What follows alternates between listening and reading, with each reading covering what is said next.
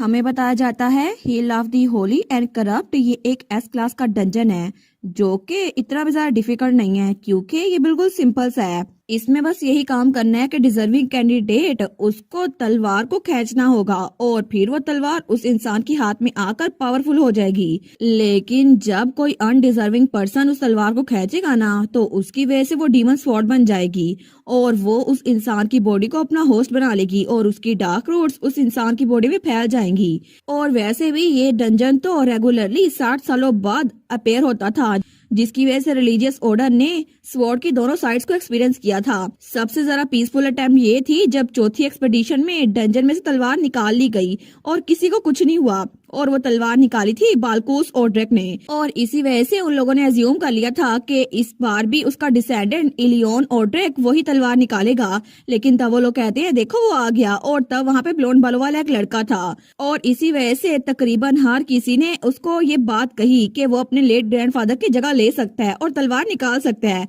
तो तब वो भी बड़ा प्राउड था, वो कहता है मैं जाके तलवार निकालूंगा, आप मुझ पर भरोसा कर सकते हैं। लेकिन तभी सारे के सारे उसके इर्द गिर्द जमा हो गए थे।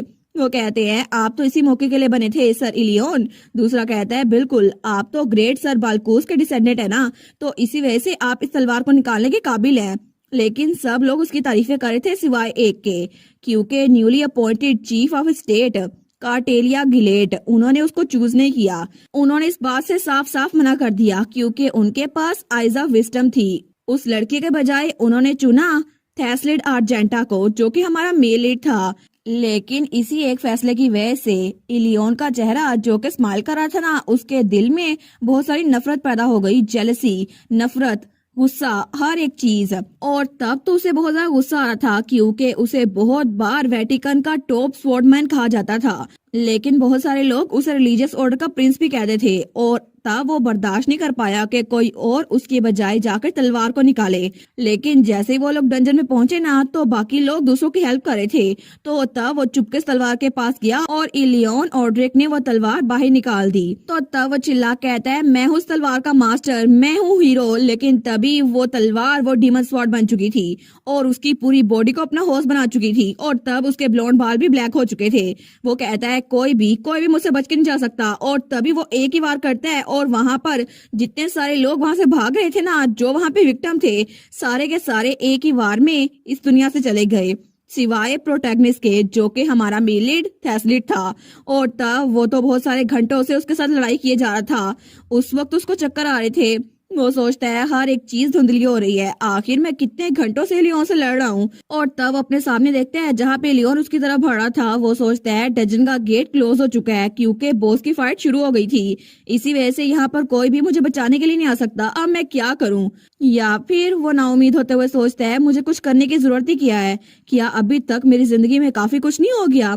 मुझे लगता है कि मुझे अब लड़ना नहीं चाहिए। मैं भी फाइनली मुझे भी थोड़ा सा पीस मिल सकता है, मैं भी सुकून से मर सकता हूँ। लेकिन अब तो मुझे कोई भी बचाने के लिए नहीं आने वाला। तो तभी उसे आवाज आई थी थेस्लिड। तो थेस्लिड तो बड़ा हैरान रह गया था। लेकिन जैसे वो वहां पर देखते हैं ना तो वहां पे हमारी हीरोइन खड़ी थी और तब वो हमारी हीरोइन को देखते हैं। वो कहता है एलेट, और वो तो बड़ा हैरान था। लेकिन तभी फिर से नोटिफिकेशन आई थी एडवोकेट ऑफ कॉन्फिडेंशियलिटी पैनिक कर रहे हैं और आपको वार्निंग दे रहे हैं। और हमारी सोचती है उप्स सॉरी, पिछली एपिसोड में तो मैंने बोल दिया था कि वो अभी तक टाइम में वापस नहीं जा सकता, लगता है मैंने कुछ ज्यादा ही ऊंची बोल दिया। तो तब वो सोचती है लगता है कि अभी तक थेस्लिड को पता नहीं चला, लगता है वो मेरी बातें सुन पाया था। लेकिन वो सोचती है फिर भी इसके जख्म तो बहुत ज्यादा गहरे लग रहे हैं, ऐसा लगता है इसके जख्मों को अभी हील करने की जरूरत है। वो कहती है थेस्लिड तुम थोड़ा ब्रेक लो, मैं अभी वापस आती हूँ। और तभी वो उस आदमी पर वार करती है जो कि वहाँ पे डीमन स्वॉर्ड का होस्ट बना हुआ था। लेकिन तभी वो थोड़ा पीछे होता है। वो कहता है तुम्हें क्या लगता है कि एक लड़की यहाँ पर आएगी और होली स्वॉर्ड के मास्टर को चैलेंज कर सकेगी। हमारी उस पर वार करते हुए कहती है मास्टर ऑफ होली स्वॉर्ड, क्या मजाक है, तुम तो बिल्कुल भी मास्टर ऑफ होली स्वॉर्ड नहीं हो, तुम तो होस्ट हो डीमन स्वॉर्ड के। और तभी वो उस पर वार करती है। लेकिन तभी एलेट के वार करने की वजह से उसकी बॉडी पे बहुत बड़ी चोट लगी थी तो वो चिल्लाता है। लेकिन तभी हमारी हीरोइन उसके लॉकेट से आवाज आती है ये तो अच्छा ब्लो था, वेल डन एलेट। तो एलेट कहती है नहीं ये कम गहरा है, मुझे लगता है कि आर्म कट्स इसके काम नहीं करेंगे क्योंकि डीमन स्वॉर्ड वो तो खुद से अपने होस्ट को हील कर सकती है। और तभी इलियन ऑड्रिक उसकी बॉडी अपने आप हील हो रही थी। तो तब एलेट कहती है इसने जिन लोग को मारा है ना, उनके खून को यूज करके ये अपने होस्ट की बॉडी को रीजनरेट कर सकते हैं। तो एग्नेस कहती है कि यार लेकिन देखो सही, ये सारा का सारा खून इसने तो बहुत से लोगों की जान ली होगी, है ना। तो एग्नेस आगे कहती है अगर ये ऐसे ही रीजनरेट होता रहा तो फिर तो इसको क्रिटिकल ब्लो की जरूरत है। तो हमारी एलेट कहती है बिल्कुल, तो फिर मैं अब इसके सर की तरफ जाऊंगी। लेकिन तब उसकी तरफ बढ़ रही थी तो एग्नेस कहती है तुम ऐसा ही करो।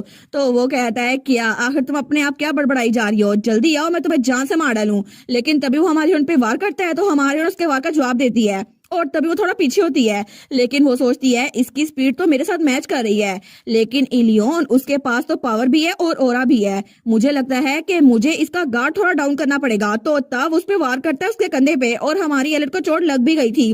वो कहता है इसको लो, लेकिन हमारी उनको बड़ी तकलीफ हो रही थी। तो तभी एग्नेस कहती है बस अब उसको स्टैप करो एलेट, तुम उसके करीब पहुंच चुकी हो। तो तब वो स्माइल करती है और तभी उसने उसके कंधे पे वार किया था जिसकी वजह से उसका बाजू पूरा का पूरा टूट चुका था।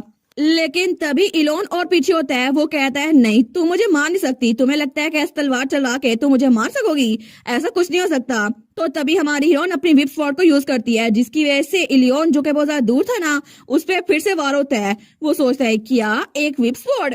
तो तभी नोटिफिकेशन आई थी passive skill overturn food chain, उसके चांसेस इंक्रीज हो गए हैं। लेकिन तभी उस आदमी उसका हाथ बिल्कुल कट चुका था। तो एग्नेस कहती है एक पोजेस स्वॉर्ड वो कभी भी उसके हाथ में वापस आ सकती है क्योंकि उसका दूसरा हाथ सलामत है, उसका दूसरा हाथ भी काट दो। तो एलेट कहती है बिल्कुल, लेकिन तब वो जल्दी से उसकी तरफ भाग रही थी तो वो सोचता है नहीं मुझे से दूर जाना होगा, अगर इसने मेरा दूसरा हाथ भी काट गया तो मैं नहीं बचूंगा, मुझे से दूर जाना होगा। तो हमारी हीरोइन सोचती है डीमन स्वॉर्ड तो एक बाउंड स्वॉर्ड है जिसकी वजह से अगर इसका एक हाथ कट गया तो दूसरे हाथ में तलवार वापस आ जाएगी और तभी वो तलवार उसके बाएं बाजू में खुद ही वापस आ जाती है। वो सोचती है देखा मुझे लगा ही था, इसी वजह से मुझे इसके दोनों के दोनों बाजू काटने पड़ेंगे ताकि ये अपने होश तक वापस ना आ सके। लेकिन तभी वो दूर से ही उस पर वार करता है। वो कहता है इस ब्लो को लो, लेकिन हमारी कहती है क्या। तो तब वो देखती है तो वो ब्लो थेस्टर की तरफ जा रहा था। वो सोचती है क्या ये थेस्टर के पीछे है, लेकिन वो वहां जाते हुए कहती है हिम्मत भी मत करना और तभी अपनी विप स्वॉर्ड यूज करती है और उसके अटैक को डॉज करती है। लेकिन तभी वहां एट के हर तरफ धुआं धुआं फैल गया था क्योंकि दोनों अटैक आपस में टकराए थे। तो थोड़ी देर बाद जब धुआं हटता है ना तो हमारी उन कहती है थेस्लेट क्या तुम यहाँ पर हो। तो थेस्लेट वहीं पर जमीन पे बैठा हुआ था। तो वो उसके पास आती है। वो कहती है चलो अच्छा हुआ तुम बच तो गए। वो कहता है सर इलियन के बारे में क्या। तो हमारी उन कहती है वो चला गया लेकिन वो डंजन को छोड़कर नहीं जा सकता और इसकी वजह से उसकी बॉडी भी रीजनरेट हो सकती है क्योंकि उसका बहुत ज्यादा खून बह चुका है। लेकिन अभी के लिए इम्पोर्टेंट नहीं है, जल्दी करो मैं तुम्हें हील करती हूँ। और तभी वो अपनी हीलिंग स्किल उस पर यूज करती है जिसकी वजह से वहां पे इर्द गिर्द रोशनी फैल रही थी और तभी उसकी पैसिव स्किल हील पार्टनर की वजह से 400 गुना ज्यादा वो हील हो रहा था। हमारे सोचती है अच्छा मैं तो इसके बारे में भूल ही गई थी, जब हम लोग टॉय मेंशन में थे ना तो तब मुझे पैसिव हीलर की स्किल मिली थी रोड्रिगो ओर्शी की वजह से, इसकी वजह से मैं इसको अच्छे से हील कर सकती हूँ। लेकिन वो सोचती है चलो अच्छा हुआ अब तो ये पहले जरा बेटर फील कर रहा होगा ना। तो तब वो सोचती है मेरे बाजू पे भी तो चोट लगी थी ना, मुझे अपने आप को भी हील करना होगा और मैं जाके रेस्ट करने की तो जगह ढूंढती हूँ। लेकिन वो देखती है तो वहां पे वो चोट नहीं थी। वो कहती है क्या आखिर मेरी चोट कहाँ पर गई, अभी तो यहाँ पे उसने वार किया था, मैंने तो अपने आप को हील भी नहीं किया। लेकिन तभी वो हमारे थेस्लेट को देखती है। वो कहती है प्लीज मुझे ये ना बताना कि तुमने मेरी जगह वो चोट खा ली थी और वहां पर उसी जगह थेस्लेट की चोट लगी हुई थी। तो तब वो सोचती है टॉय मेंशन में इसको जो स्किल मिली थी ना, इसने कहा था डिफेंड पार्टनर जिसकी वजह से ये मेरी इंजरीज दे सकता है। तो वो कहती है सच में थेस्लेट तुमने मेरी जगह चोट खा ली। वो कहता है ऑफ कोर्स अगर ये कर सकता हूँ मैं तो मैं बस यही करूंगा। लेकिन वो कहती है तुम पागल हो गए हो क्या, तुम मरने वाले थे और ये तो बहुत ज्यादा बुरा होता, तुम बेवकूफ। लेकिन तभी हमारी हीरोइन को अपने भाई की बात याद आती है जिसने कहा था सच में तुम्हें उसे ये बात कहनी चाहिए क्योंकि अगर तुमने उसका शुक्रिया अदा किया तो वो बड़ा खुश होगा। लेकिन तब हमारी उन कहती है थैंक्स। तो वो उसकी तरफ देखते हैं। वो कहती है थैंक्स, तुम्हारे लिए ये बहुत ज्यादा मुश्किल रहा होगा ना अकेले लड़ना। तो तब हमारा थेस्लेट उसकी तरफ बड़ा हैरान होकर देखता है। तो तभी वो स्माइल करता है। लेकिन तभी वो हमारी हीरोइन के पास ही बेहोश हो गया था। हमारी उन कहती है थेस्लेट क्या तुम सो रहे हो। तो एग्नेस कहती है ऐसा लगता है वो बेहोश हो गया है, लेकिन फिर भी लगता है उसकी टेंशन खत्म हो गई है ना, इसी वजह से अब उसको नींद आ रही है। और तब हमारी उसको देखती है। वो सोचती है अच्छा होगा कि मैं रेस्ट के लिए थोड़ी जगह ढूंढ लूं। तो एग्नेस कहती है चलो चलते हैं। लेकिन दूसरी तरफ हमें सर इलियोन दिखा रहता है जो कि वहां से दूर भाग रहा था। तो तब वो सोचता है डैम इट, मेरा दाया बाजू अब ये मेरे पास नहीं है। मुझे यकीन नहीं आता एक रैंडम लड़की जो पता नहीं कहां से आ गई उसकी वजह से मेरा बाजू वो कट चुका है। लेकिन वो लड़की तो बहुत ज्यादा खतरनाक थी, उसको तो बहुत ज्यादा डर लग रहा था। वो सोचता है क्या मैं सच में उस लड़की के जरिए मारा जाऊंगा, और तब उसके हाथ कांप रहे थे। लेकिन तभी वो कहता है मैं मरना नहीं चाहता, मैं बिल्कुल भी ऐसा मरना नहीं चाहता। तो तभी वहां उसे किसी की आवाज आती है, मैं श्योर हूँ तुम नहीं चाहते। वो कहता है क्या ये किसकी आवाज है? तो तब वो आवाज कहती है क्या तुम्हें पावर चाहिए? तो वो चिल्ला कहता है कौन है यहाँ पर? लेकिन वो आवाज कहती है मैं हूँ लॉर्ड ऑफ एबिसल रून्स और मैं हूँ कार्पियोस। अगर तुम्हें पावर चाहिए तो मुझे बताओ, क्योंकि मैं तुम्हें पावर दे सकता हूँ। तो क्या तुम्हें ओवरवेलमिंग पावर चाहिए? और तभी उसके नीचे जमीन के अंदर से छोटे छोटे हाथ निकल रहे थे। तो कार्पियोस कहता है क्या तुम्हें लिमिटलेस पावर चाहिए? तो लियोन कहता है पावर, हाँ बिल्कुल पावर। और वो हंसने लग जाता है। वो कहता है मुझे ये पावर चाहिए, एग्जैक्टली मुझे यही तो चाहिए। लेकिन तभी वो हाथ उसके इर्द गिर्द फैल चुके थे। वो कहता है मुझे ये पावर चाहिए, चाहे उसके लिए मुझे किसी डीमन लॉर्ड के साथ ही कॉन्ट्रैक्ट क्यों ना करना पड़े। और तब सीन शुरू होता है और दूसरी तरफ हमें हमारी अलर्ट दिखाई जाती है जो कि वहां बैठी हुई थी। और तब हमारा मेलेट थैसेड वो तो वहां पे सोया हुआ था। तो तब उसको पोशन पिला रही थी। वो सोचती है मैंने इसको पोशन पिला तो दिए लेकिन अभी भी ये उठ नहीं रहा। तो एग्नेस कहती है ये तो बेहोश हो गया होगा ना, क्योंकि पता नहीं कितने घंटे ये लड़ता रहा था, इसी वजह से थक गया होगा। फिर 20 को थोड़ा आराम करने दो। और वैसे भी ये तो एडवांस ओरा यूजर है ना, लेकिन जितना इसका लेवल है ना उस हिसाब से तो ये एक क्लास के बॉस को बिना हीलर के हरा सकता था। अगर तुम यहाँ पे ना होते तो ये मर चुका होता। वो सोचती है एग्नेस के असेसमेंट तो बिल्कुल स्पॉट ऑन है, ये इस बारे में बिल्कुल ठीक है, क्योंकि वो असल में लेवल 20 पर है। क्योंकि अभी तक थैसलेट की पहली लाइफ चल रही है और अभी तक वो टाइम में वापस नहीं गया। लेकिन एग्नेस एक चीज के बारे में बिल्कुल गलत है। अगर मैं यहाँ पे ना भी होती ना तब भी थैसलेट बच जाता, क्योंकि वो कहानी का प्रोटैगनिस्ट है और स्टोरी तो अभी तक इस पॉइंट पे शुरू भी नहीं हुई। और स्टोरी कभी भी प्रोटैगनिस्ट के बगैर जिंदा नहीं रह सकती, क्योंकि अगर प्रोटैगनिस्ट मर जाता तो कहानी भी मर जाती। क्योंकि कहानी में ऐसा हुआ था कि डीमन स्वॉर्ड के होस्ट ने थैसलेट को बहुत ज्यादा मारा था, जिसकी वजह से उसे लगा था कि थैसलेट मर चुका है। लेकिन थैसलेट के वाइटल पॉइंट्स बच गए थे। लेकिन बाद में जो लोग वहां पर डंजन को देखने आए थे ना, उन्होंने थैसलेट की जान बचा ली थी। तो एक तरह से कहा जाए तो थैसलेट बाय लकी बचा था। और डीमन स्वॉर्ड का होस्ट तो केयरलेस था। फिर भी वो सोचती है ये तो नैरो एस्केप थी जिसकी वजह से उसका बचना नामुमकिन ही था। लेकिन इस सारी स्टोरी में मैंने इंटरफेयर कर दिया है, पता नहीं अब क्या होगा। तो हमारी हीरोइन सोचती है क्या हो अगर स्टोरी मेरी वजह से चेंज हो गई और थैसलेट यहीं पे मर जाए। तो नोटिफिकेशन आई थी एडवोकेट ऑफ कॉन्फिडेंशियलिटी कह रहे हैं कि अगर प्रोटैगनिस्ट मर गया ना तो फिर बहुत बड़ा मसला हो जाएगा, आपको उसको बचाना होगा, क्योंकि अगर आपकी वजह से स्टोरी चेंज हुई ना तो डायमेंशन में बड़ा फर्क आ जाएगा।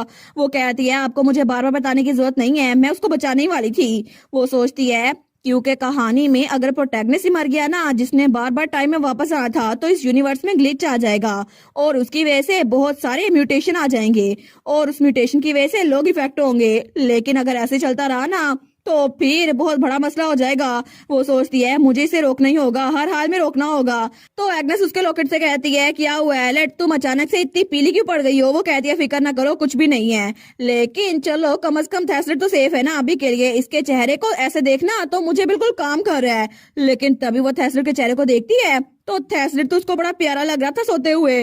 वो सोचती है लगता है इसके चेहरे को देखकर कामिंग इफेक्ट मिलता है। लेकिन तब उसको बड़े प्यार से देख रही थी और जरा प्यार से, और तब तो वो उसको बिल्कुल घूरी जा रही थी उसके करीब हो गए।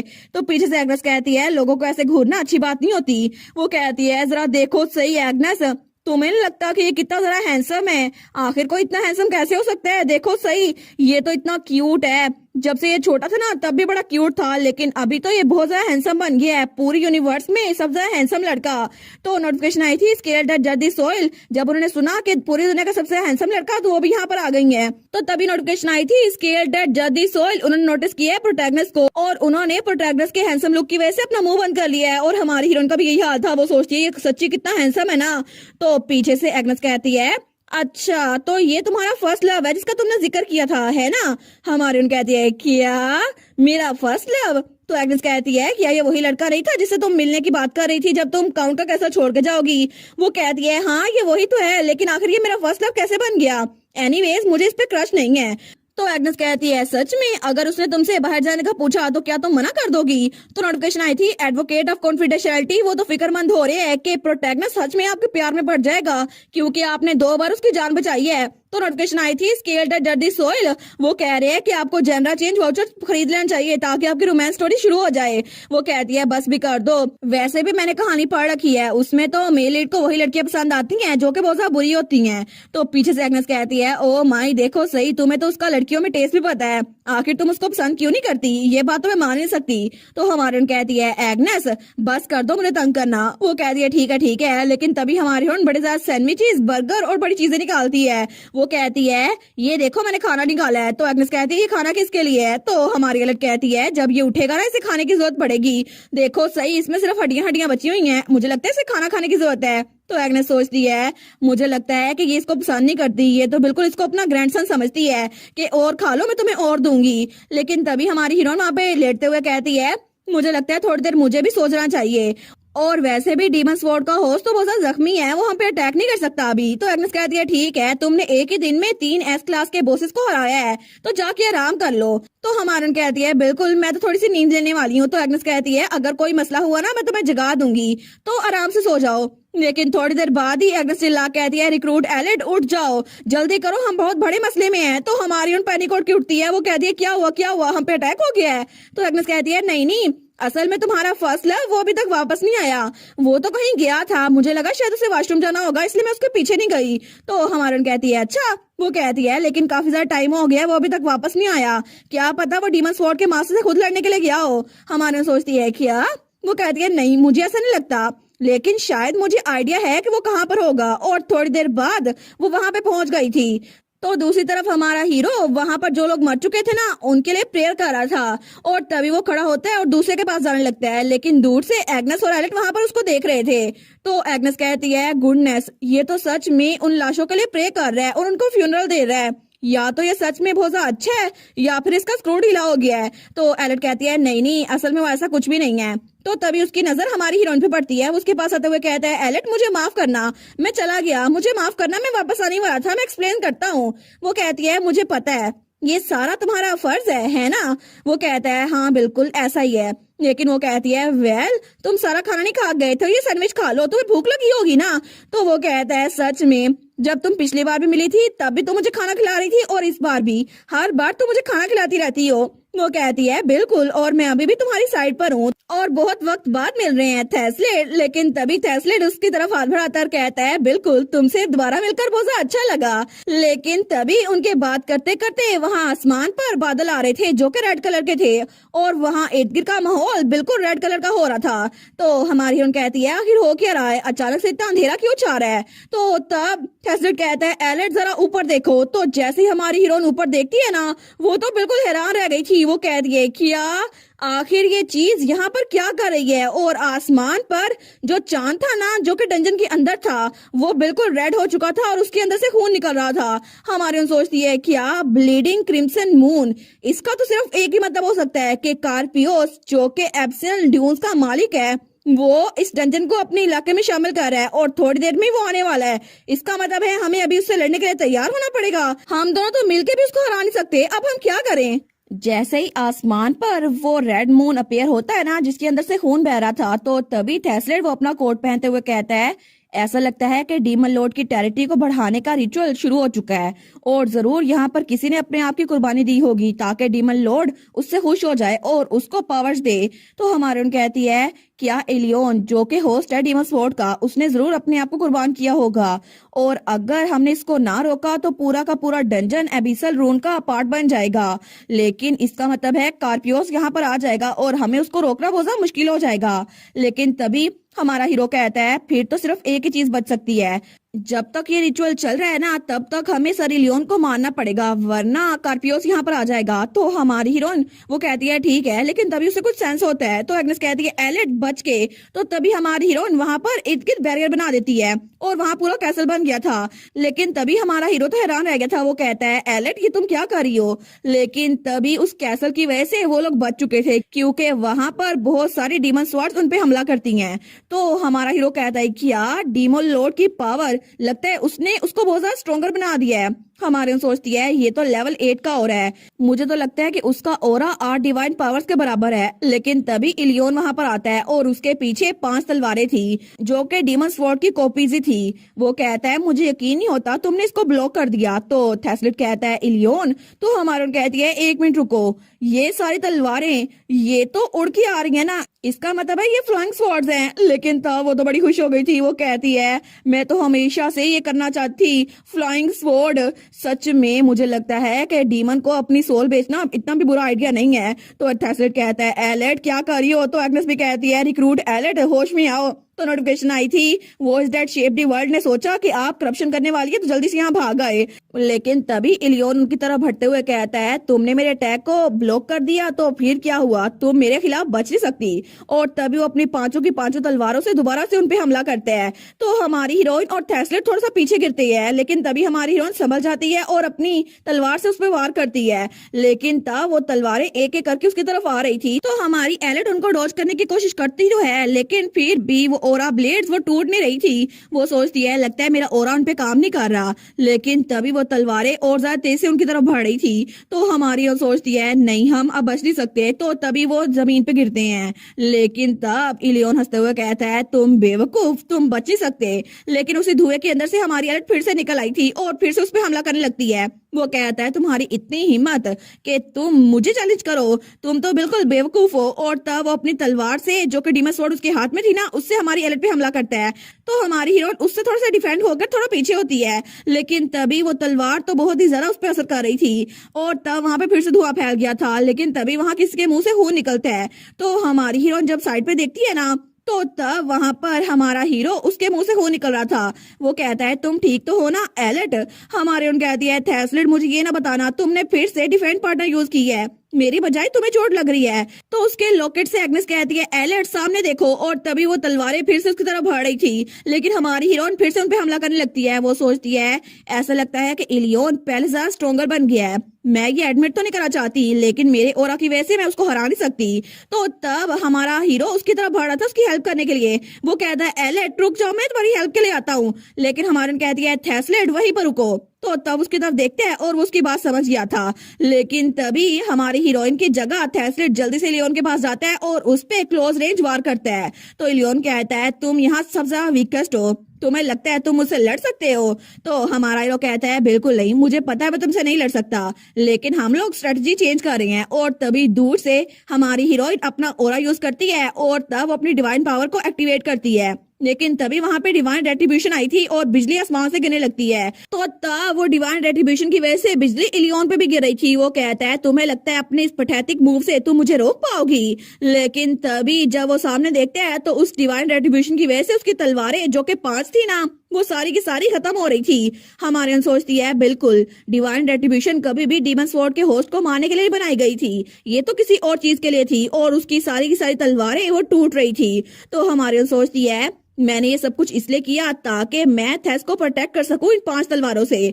तो वो कहता है डैम इट, मेरी तलवारें वो सारी टूट गई। और तब वो थेस्लिट पे हमला करते हुए कहता है मेरे रास्ते से हटो, तुम तो वैसे भी मरने वाले हो। तो थेस्लिट उसके वार को रोकता है और कहता है तुमने शायद अभी तक नोटिस नहीं किया होगा, लेकिन मैं बहुत ज्यादा अच्छी शेप में हूँ सर इलियोन। तो तभी उस पे जो वार होता है ना, और उसको जो चोट लगी थी वो तभी हील हो गई थी। तो तब इलियोन सोचता है एक हीलिंग स्पेल, लेकिन 1 मिनट रुको, इसके सारी चोटें गायब हो गई हैं, कहीं ऐसा तो नहीं? तो तब वो हमारी हीरोइन की तरफ देख कहता है तुम एक हीलर हो है ना? हमारे उन कहती है बिल्कुल, मैं ना सिर्फ एक हीलर हूँ बल्कि मैं तो तुम पे वार भी कर सकती हूँ। वो सोचती है मुझे ना सिर्फ डिवाइन रेट्रिब्यूशन यूज करनी होगी बल्कि मेरे पास जो सारी स्किल्स है मैं इस पे यूज करूंगी ताकि मैं थेस्लिट को बचा सकूं और दूर से इस पे वार कर सकूं। तो तब वो कहती है होली पर्च। और तब वो दूर खड़ी थी, लेकिन तभी वो होली पर्च जाके इलियोन के लगती है। लेकिन तब वो चिल्लाता है। तो हमारे सोचती है देखा, मुझे यहाँ पर रहकर उस पर अटैक करना होगा ताकि थेस्लिट करीब से उस पर वार कर सके।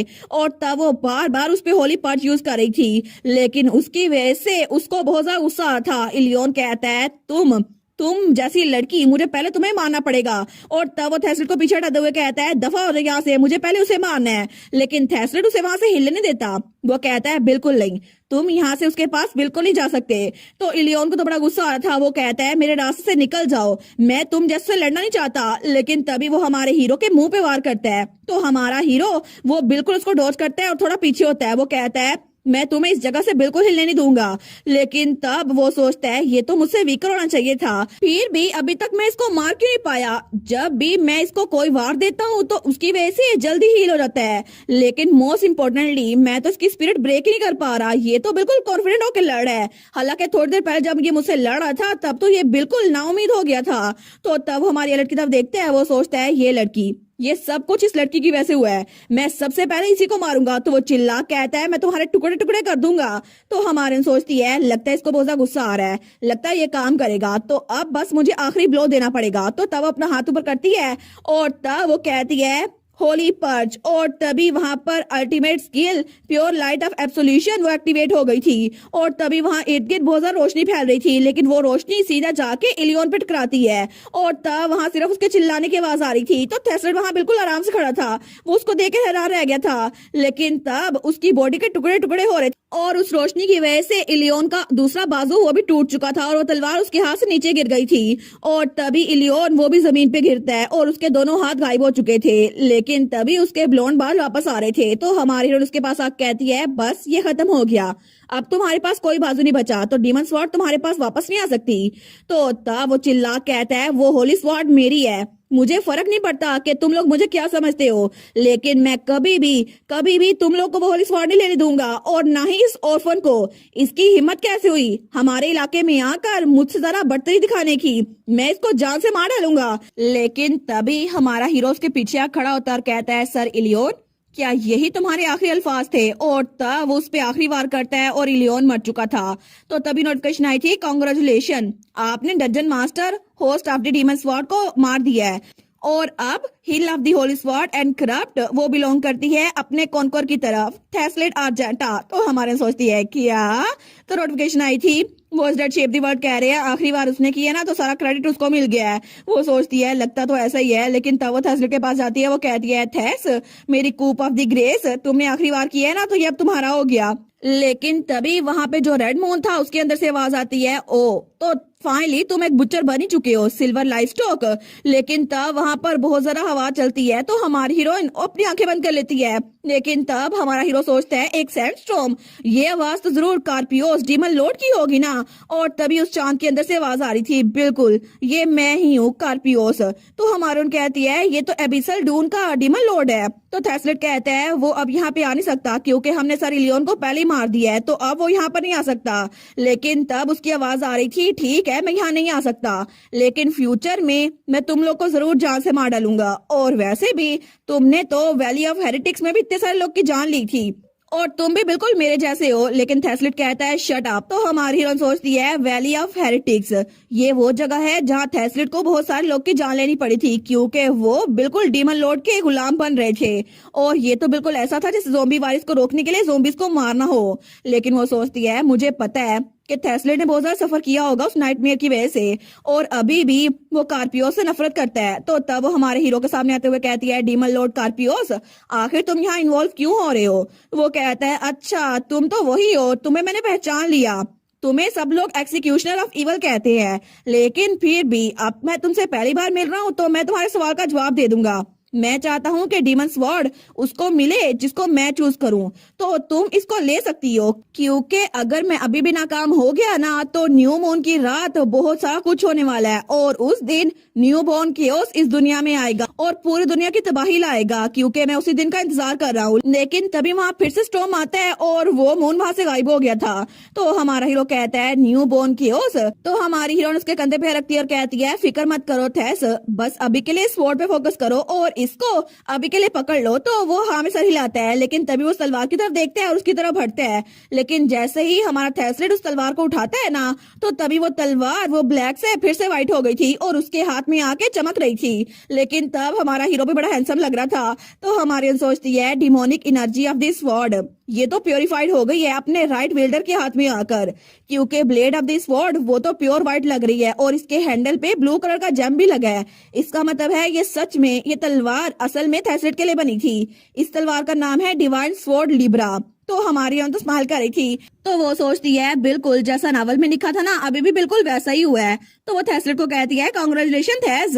तो वो कहता है मैं खुश हूँ कि ये फिर से डीमन स्वॉर्ड नहीं बन गई। वो कहती है मुझे पता था कि डिवाइन स्वॉर्ड बन जाएगी, लेकिन चलो अच्छी बात है हमने डंजन क्लियर कर दिया, तो क्या तुम अब मेरे लिए गेट खोल सकते हो, क्योंकि अब डंजन के मास्टर तुम बन चुके हो। लेकिन तब थेस्लेट उसकी तरफ देखते हैं, वो कहता है ओ अच्छा मैं कर सकता हूँ। लेकिन तब वो कहता है बाय द वे आखिर तुमने ऑरा यूज करना कैसे सीखा, और तुम तो पहले भाग भी नहीं पाती जब टॉय मेंशन में थी। वो कहती है अच्छा वो, तब तो मैं बहुत ज्यादा शौक हो गई थी और फिर से मैंने प्रैक्टिस करना शुरू कर दी, अब तो मैं अच्छे से लड़ सकती हूँ।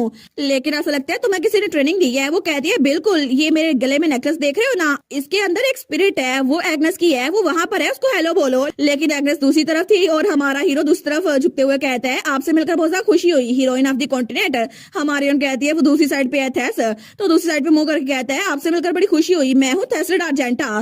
तो हमारी एग्नेस कहती है तुम फिर से दूसरी तरफ झुके हुए हो, लेकिन कोई बात नहीं। तो हमारा हीरो कहता है अच्छा, तो फिर हमारी कहती है क्या तुम्हें मुझसे कोई और सवाल भी पूछना है। वो सोचती है मुझे लगता है कि शायद ये थोड़ा टाइम बचाना चाहता है ताकि ये थोड़ी देर और मेरे साथ रुक सके। तो तब थोड़ी देर सोचने के बाद वो कहता है तुम्हें क्या लगता है कि क्या हम लोग दोबारा कभी जल्दी मिल सकेंगे एलेट। तो हमारी एलेट उसके साथ देखती है, वो बिल्कुल खामोश थी। वो सोचती है सच में मैं इसको क्या जवाब दूं। वो कहती है उसके बारे में। वो सोचती है मुझे खुद नहीं पता मैं इससे मिल पाऊंगी या फिर नहीं, क्योंकि जैसे ही ट्यूटोरियल पीरियड एंड हो गया ना, तब मुझे गिलेट मेंशन छोड़ के जाना पड़ेगा और उसके बाद थेस्लेट की लाइफ बार बार लूप में चलेगी। लेकिन इसकी लाइफ में तो 100 लूप्स आएंगे जो कि थेस्लेट खुद एक्सपीरियंस करेगा, लेकिन उनमें से सिर्फ एक ही लूप मेरे लूप की तरफ आएगा, वो होगा उसका 17 लूप। जब 17वीं बार वो वापस आएगा ना, तभी मैं उससे मिल पाऊंगी। लेकिन वो सोचती है थेस्लेट को तो 16 बार मरना पड़ेगा और वापस आना पड़ेगा, और इसके अलावा हर बार ये बिल्कुल डिफरेंट होगा, जितना आप है ना उससे भी डिफरेंट, और हर एक लूप में उसके साथ बहुत ज्यादा बुरा होगा और उसकी लाइफ बहुत ज्यादा बुरी हो जाएगी। और आखिर में इतने सारा हार्ड चैलेंजेस फेस करने के बाद वो तो बिल्कुल इंसानियत से एतबार खो देगा। लेकिन हमारा हीरो कहता है सच में मुझे बताओ क्या ज्यादा टाइम लगेगा। तो हमारी हीरोइन हंसते हुए कहती है वेल चाहे कुछ भी हो जाए, अगर तुम मुझे भूल जाओ ना उससे पहले पहले मैं तुम्हें ढूंढ लूंगी। वो कहता है बिल्कुल नहीं, मैं तुम्हें नहीं भूलूंगा। हमारी कहती है क्या, तो उसके पास वो कहता है एलेट मैं वादा करता हूँ मैं तुम्हें कभी नहीं भूलूंगा। और तब उसके करीब होता है और वहीं पे वो पोर्टल खोल देता है जहां से बाहर जाने का गेट था। तो वो कहता है ये देखो बाहर का गेट, लेकिन तुमसे बाद में मिलूंगा एलेट। और तब स्माइल करता है। लेकिन हमारी हीरोइन गेट की तरफ बढ़ती है। वो कहती है इट्स ओके थेस्लेट, तुम मुझे भूल सकते हो। वो कहता है क्या मतलब। तो हमारी कहती है क्योंकि मैं वादा करती हूँ कि मैं तुम्हें कभी नहीं भूलूंगी और मैं जरूर तुम्हें दोबारा ढूंढ लूंगी, तो बाद में मिलेंगे थेस्लेट। और उसके बाद वो गेट पे चली गई थी, लेकिन पीछे हमारा थेस्लेट थोड़ा धुंधला हो रहा था। लेकिन जैसे वो गेट में कदम रखती है ना, तो नोटिफिकेशन आई थी कांग्रेचुलेशन, आपने 300 फ्लोर का बॉस उसको हरा दिया है और अब आपने स्काईस्केपर ऑफ सफरिंग वो भी टावर कंप्लीट कर लिया है, तो मुबारक हो आप जीत चुकी हैं। तो तभी नोटिफिकेशन आई थी voice that shape the world ने कहा है कि आपने स्काईस्केपर ऑफ सफरिंग उसको क्लियर कर लिया है। तो सबकी नोटिफिकेशन आ रही थी कांग्रेचुलेशन। हर कोई कह रहा था कि आपने तो बड़ी जल्दी सब कुछ क्लियर कर लिया है। तो हमारी हीरोइन तो बड़ी खुश थी। वो कहती है थैंक यू एवरीवन, मैंने फाइनली ये कर दिखाया। मैं खुश हूँ कि मेरे लिए बड़ा अच्छा रिवार्ड तैयार किया होगा सारे 300 फ्लोर क्लियर करने के बाद। लेकिन तभी वहां पर बिल्कुल खामोशी छा गई थी। वो कहती है ये कैसा रिएक्शन है, मैंने इतनी मुश्किल से पूरा गेम कंटेंट क्लियर किया और तुम लोगों ने मेरे लिए कोई रिवार्ड नहीं रखा। लेकिन तभी नोटिफिकेशन आई थी हम भूल गए थे, हमें लगा आप क्लियर नहीं कर पाएंगी। वो कहती है ठीक है बस बहुत हो गया, लड़ो नहीं। लेकिन वो कहती है बाद के लिए तो कोई गिफ्ट प्रिपेयर कर लेना ना। वो सोचती है मैं बाद में इनको कहूंगी मुझे एक्स्ट्रा रिवार्ड दे। लेकिन तभी नोटिफिकेशन आई थी एग्जीक्यूटिव ऑफ क्रिएटिव इकोनॉमी वो इस इंसिडेंट को संभाल रहे हैं, क्योंकि पूरा का पूरा ब्यूरो वो गलती पर है। तो हमारे सोचती है अच्छा एक और ऑफिसर आ गया। तो तभी नोटिफिकेशन आई थी स्टेट जज सोइल, उन्होंने कहा है कि वो आपके साथ डील करना चाहते हैं और वो आपको गिफ्ट देंगे। हमारे कहती है सच में एक और गिफ्ट। लेकिन तभी उसके हाथ में कोई चीज आने लगती है। वो कहती है सच में क्या ये मेरा रिवार्ड होने वाला है, लेकिन पता नहीं ये रिवार्ड क्या होगा। लेकिन तभी उसके हाथ में कोई चीज आती है, वो था VIP शॉप एड्रेस और वहां पे बहुत सारे पॉइंट्स थे। लेकिन तभी नोटिफिकेशन आई थी क्रिटिक फॉर बैलेंस, वो कह रहे हैं कि इससे सब कुछ बैलेंस हो जाएगा। तो हमारी ओर कहती है ये वाउचर्स कैसे है, तो नोटिफिकेशन आई थी ये वीआईपी वाउचर्स है जिसकी वजह से आप कहीं भी जाकर शॉपिंग कर सकती हैं, लेकिन एक दुकान खुलेगी जिसमें जाकर बहुत सारी इंपॉर्टेंट चीजें होंगी जो कि आपको आइटम शॉप में नहीं मिल सकती, आप उनको खरीद सकती हैं। तो हमारे उन कहती है क्या इतनी इंपॉर्टेंट चीजें, वो तो बड़ी खुश हो गई थी। वो कहती है ये दोनों चीजें बड़ी एक्सपेंसिव लग रही हैं, सच में मैं इनको यूज कर सकती हूँ। लेकिन तभी नोटिफिकेशन आई थी the voice that shape the world ने कहा है कि आप इसको अगले महीने यूज कर सकती हैं। वो कहती है अच्छा अभी यूज नहीं कर सकती, लेकिन वो कहती है थैंक यू सो मच, मैं अभी के लिए इसको सेव करके रखूंगी। तो तभी नोटिफिकेशन आई थी voice that shape the world, वो थैंक यू बोल रहे हैं हेड ऑफ बिजनेस डिपार्टमेंट के साथ। लेकिन हमारे सोचती है चलो अच्छा हुआ, फाइनली मैंने वो टावर कंप्लीट कर तो लिया 300 फ्लोर वाला, लेकिन अब यहाँ से जाने से पहले मुझे बाकी चीजों का ध्यान रखना पड़ेगा। और तब अगले ही दिन वो वहाँ पे उस डंजन में आ गई थी जहाँ पे उसने फार्मर्स छोड़े हुए थे उस स्केल्टन्स को। तो तब वो अपने मॉम डैड को वहाँ पे लेके आई थी। वो कहती है टाड़ा ये है डंजन फार्म जिसके बारे में मैंने आप लोग को बताया था, वेलकम मॉम एंड डैड। तो उसके मॉम और डैड उस जगह को देखते हैं, वो कहते हैं सच में ये जगह यहाँ कब से एग्जिस्ट करती थी। लेकिन हमारे कहती है मैं यहाँ पर मर्चेंट ग्रुप में जो सब कुछ बिकता था ना वो यहीं पर बनाती थी, और जो पोशन मैं बनाती थी ना उसका सारा इंग्रेडिएंट यहीं से लेती थी। और प्लीज दिमाग में रखिएगा कि यहाँ पर टाइम बाहर की निस्बत 3 गुना ज्यादा जल्दी गुजरता है, और ये है एपिडन, बाकी चीजों का ध्यान यही रखेगा, आप इससे पूछ लीजिएगा। और हेल्वरोस तुम भी आओ ना, इनकी हेल्प करो कम्युनिकेट करने में। तो वहाँ पे वो फायर डीमन था, वो कहता है हेलो, लेकिन उसका डैड तो उस डीमन को देखकर डर गया था। वो कहता है डीमन, तो उसकी मॉम उसके डैड को प्रोटेक्ट करते हुए कहती है हेल्प फाइल हेल्वरोस। लेकिन हमारे कहती है फिक्र ना करे, हेल्वरोस एक वेजिटेरियन है और वो हमेशा बाकियों के साथ अच्छे से रहता है। तो तब वो कहता है बिल्कुल आपको मुझसे डरने की जरूरत नहीं है, अगर आप चाहें तो मैं एक इंसानी शक्ल भी ले सकता हूँ। लेकिन तभी वो तो एक क्यूट सा बेबी बन गया था और बड़ा क्यूट सा था। वो कहता है देखा, लेकिन तभी उसके मॉम और डैड उसको देखते हैं तो उसकी मॉम कहती है कितना क्यूट है। तो वो जल्दी से आके हेल्वरोस को पकड़ लेती है। वो कहती है ओ माई देखो सही, जब प्रिंस छोटा था ना तो बिल्कुल इसकी तरह दिखता था, लेकिन तुम कितने साल की हो प्यारे हेल्वरोस। तो हेल्वरोस कहता है मैं तो 331 सालों का हूँ। वो कहती है 300 सालों का, लेकिन क्या फर्क पड़ता है, तुम तो अभी भी क्यूट हो। तो तब हमारी हीरोइन का डैड उससे कहता है एलेट क्या तुमने हमें बताए बगैर इतने साल तक ये चलाए रखा। वो कहती है मुझे माफ कीजिएगा डैड, लेकिन ऐसा नहीं है मैं आप पे ट्रस्ट नहीं करती थी, असल में बात यह है कि मेरे पास कभी टाइम नहीं था आपको बताने का, मुझे मौका नहीं मिल सका। तो उसका डैड कहता है मैं ये बात नहीं कह रहा, मेरा कहने का मतलब था कि तुम ये सब कुछ इतनी मुश्किल से खुद ही चला रही थी, मैं तुम पे बहुत ज्यादा प्राउड हूँ मेरी बेटी। लेकिन तब उसकी मॉम भी कहती है बिल्कुल, इसी वजह से तुमने कभी दोबारा से एक्स्ट्रा पॉकेट मनी नहीं मांगी, तुम तो बड़ी अडोरेबल हो, तुम्हारे पास तो इनकम का एक्स्ट्रा सीक्रेट सोर्स है ना। तो उसकी मॉम तो उसके गाल खींचती है। वो कहती है मॉम, लेकिन तब उसकी मॉम कहती है मैं तुम्हारे डैड के साथ एग्री हूँ, मुझे भी तुम पे बहुत ज्यादा प्राउड है मेरी प्यारी बेटी, और हम तुम्हें हमेशा सपोर्ट करेंगे चाहे तुम जो मर्जी डिसीजन लो। और हमें पता है कि अब तुम इसके बाद किसी सफर पे जाने वाली हो तो हम तुम्हें उसके लिए अलाउ करते हैं। लेकिन तब उसका डैड, उसकी आंखों में तो आंसू आ गए थे, वो तो बिल्कुल रोने लग गया था। तो वो कहता है शायद तुम्हें फिर से अपने सफर के बारे में सोचना चाहिए, मुझे लगता है कि एली वहां पे बड़ी मुश्किलात होंगी। तो उसकी मॉम कहती है लियो बस कर दो, हमारी बेटी को जाने दो। लेकिन हमारे यहाँ सोचती है मैंने बहुत सारी चीजों पे काम करना शुरू कर दिया उस टावर को कंप्लीट करने के बाद। सबसे पहले मैंने अपने पेरेंट्स को बता दिया कि मैं सफर पे जाने वाली हूँ और इसी वजह से मैं घर से दूर रहूंगी। मेरी मॉम तो मान गई, लेकिन डैड तो बड़ी इमोशनल हो गए, वो तो बड़े फिक्रमंद थे। वो कह रहे थे एली क्या हो अगर तुम्हें अपने सफर के दौरान कोई लड़का मिल जाए और तुम उसे घर ले आओ और कहो मैं उससे शादी करने वाली हूँ। तो उसकी मॉम कहती है लियो तुम्हें मेरी कहानी याद है, मैंने भी तुमसे ऐसी शादी की थी।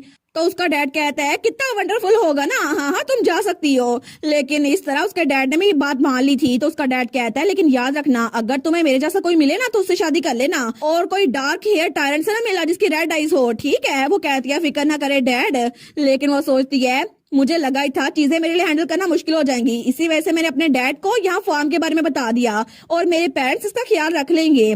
और उसके बाद मैंने 2 लेटर्स लिखे। सबसे पहला लेटर मैंने अपने ग्रैंडपा को लिखा और उन्हें अपने ट्रेनिंग के सफर के बारे में बताया, और दूसरा लेटर मैंने बियांका को लिखा जो कि रॉयल कैपिटल में काम कर रही थी, क्योंकि आजकल बियांका फर्स्ट प्रिंसेस की लेडी इन वेटिंग बनी हुई है काफी सालों से। लेकिन इसी वजह से मैं उससे इतनी देर से मिल नहीं पाई और मैंने उसको ये लेटर लिखा है। लेकिन मैंने इस लेटर में 7 बार लिख दिया मैं तुम्हें मिस कर रही हूँ, क्या ये लेटर परफेक्ट है या फिर नहीं। तो नोटिफिकेशन आई थी आई ओवरसीइंग ऑल कियोस, उन्होंने कहा है आपका लेटर जैसा लिखा है ना वैसे ही परफेक्ट है। और तब उसके बाद उसने बहुत सारे पोशंस बनाए थे और बहुत सारे मेडिसिन भी और बहुत सारी चीजें भी। वो कहती है मैंने उसे अपने थैले के अंदर स्टोर कर लिया है, लेकिन बाद में वो खाना बनाने के लिए किचन में जा रही थी तो वो सोचती है मेरे थैले में कोई भी चीज एक्सपायर नहीं होती, इसी वजह से ये परफेक्ट जगह है जहाँ पे मैं खाने को भी स्टोर कर सकती हूँ। और तब वो किचन में आके खाना बना रही थी। वो सोचती है पता नहीं मैं कितने लंबे अरसे बाद खाना बना रही हूँ, लेकिन अब तो मुझे फिर से वही सब कुछ याद आ रहा है। जब मैं पहली बार इस दुनिया में आई थी ना, तो तब मुझे तो ये बिल्कुल नाइटमेयर लग रहा था। लेकिन सबसे पहले मुझे खाना बनाने की स्किल मिली थी, उसके बाद बाकी स्किल्स मिली थी, और अभी मुझे अच्छे से याद है। तो तभी वहां पर कोई आता है, वो कहता है एलेट। तो हमारी एलेट वहां पर देखती है तो वहां पे हेड शेफ और हेड मेड थी। तो वो दोनों कहती है तुम किचन में क्या कर रही हो? तो हमारे उन कहती है मैडम पैशा, मैडम इजेला। वो लोग कहते हैं क्या सच में तुम खाना बनाने की कोशिश कर रही हो? क्या तुम दोबारा से खाना बनाने की ट्राई करोगी, किचन में आओगी? तो हमारे उन कहती है नहीं नहीं, मैं तो असल में बड़े किचन की तलाश में थी, इसी वजह से यहाँ पर आई थी। तो हेड शेफ कहती है बिल्कुल, मैंने सुना था कि तुम कैसल को छोड़ के जाने वाली हो अपनी ट्रेनिंग के सफर में। हाँ वैसे भी ये इम्पोर्टेंट है कि तुम दुनिया को जाके देखो, लेकिन अगर तुम पूरी दुनिया को देखो और तुम्हें फिर से कुक बनना हो ना, तो मेरे पास आ जाना। ठीक है, मुझे पता है तुम्हारे अंदर बहुत ज्यादा टैलेंट है, लेकिन हेडमेड कहती है तुम कभी नहीं गिव अप कर सकती पैशा। एलेट ने पहले ही अल्केमी को चूज कर लिया था। वो कहती है लेकिन फिर भी मैं भी तुम पे पोटेंशियल देखती हूँ, अगर तुम्हें कभी जरूरत पड़े ना तुम वापस आ सकती हो एलेट। तो एलेट स्माइल करती है और कहती है ठीक है, तो मैं आप दोनों पे भरोसा करती हूँ। वो सोचती है सच में मैंने इतने सारे साल यहाँ पर गुजारे और यहाँ पर इतने सारे लोग थे जो मेरी फिक्र करते थे। तो वो जाते हुए कहती है लेकिन मुझे लगता है आप दोनों के पहले शागिर्द बन चुके हैं। तो तब वो हेड शेफ कहती है लेकिन वो लड़की तो बहुत ज्यादा बड़बोली है। तो हमारे सोचती है मैं स्टार्ट में जब आई थी ना, तो मेरे पास पर्क्स ऑफ ट्रांसमाइग्रेटर थे और यहाँ पे इतने अच्छे लोग थे जैसा कि हेडमेड, हेड शेफ, और इसके अलावा मेरे मोम और डैड भी तो है ना। और यहाँ पर बहुत सारे लोग हैं जिसकी वजह से मैं चाहती हूँ उस जगह को प्रोटेक्ट कर सकूं। लेकिन एक बार ट्यूटोरियल खत्म हो गया ना, तो फिर मुझे इस यूनिवर्स को प्रोटेक्ट करने के सफर पे निकलना ही पड़ेगा। और वैसे भी इसी वजह से मैं बहुत सारी तैयारी कर रही हूँ। तो तभी वहां पे कुछ मेड्स बातें कर रही थी, क्या तुमने सुना कल कार्डिनल कार्टेलिया यहाँ पर आने वाली हैं? दूसरी कहती है सच में, फिर तो हमें बड़ी तैयारी करनी पड़ेगी। तो वो कहती है बिल्कुल बिल्कुल, लेकिन हमारी हीरोइन उनको देखती है, वो कहती है बिल्कुल, क्योंकि कल का दिन न्यू मून होने वाला है और कल रात वही चीज होगी जो कि कार्पियोस ने कहा था।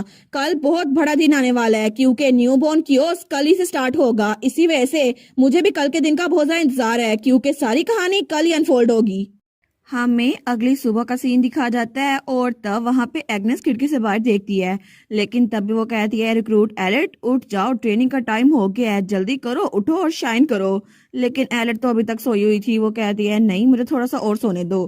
तो एग्नेस कहती है बस कर दो, अगर तुम मेहनत नहीं करोगी तो ओवरऑल मास्टर कैसे बनोगी, जल्दी करो, जाके दिन को सलाम कहो। वैसे भी बाहर देखो ना डबल रेनबो है, इसका मतलब है तुम्हें भी अपनी लाइफ को कलरफुल बनाना चाहिए। तो हमारी एलेट कहती है नहीं आज नहीं। वो कहती है कि यार, वो अपना चश्मा उतारते हुए सोचती है इसको हुआ क्या है, क्या इसकी तबीयत ठीक नहीं है? लेकिन तभी वो हमारी हीरोइन को उसके चादर के अंदर से ही कहती है कि यार तुम्हारी तबीयत ठीक है।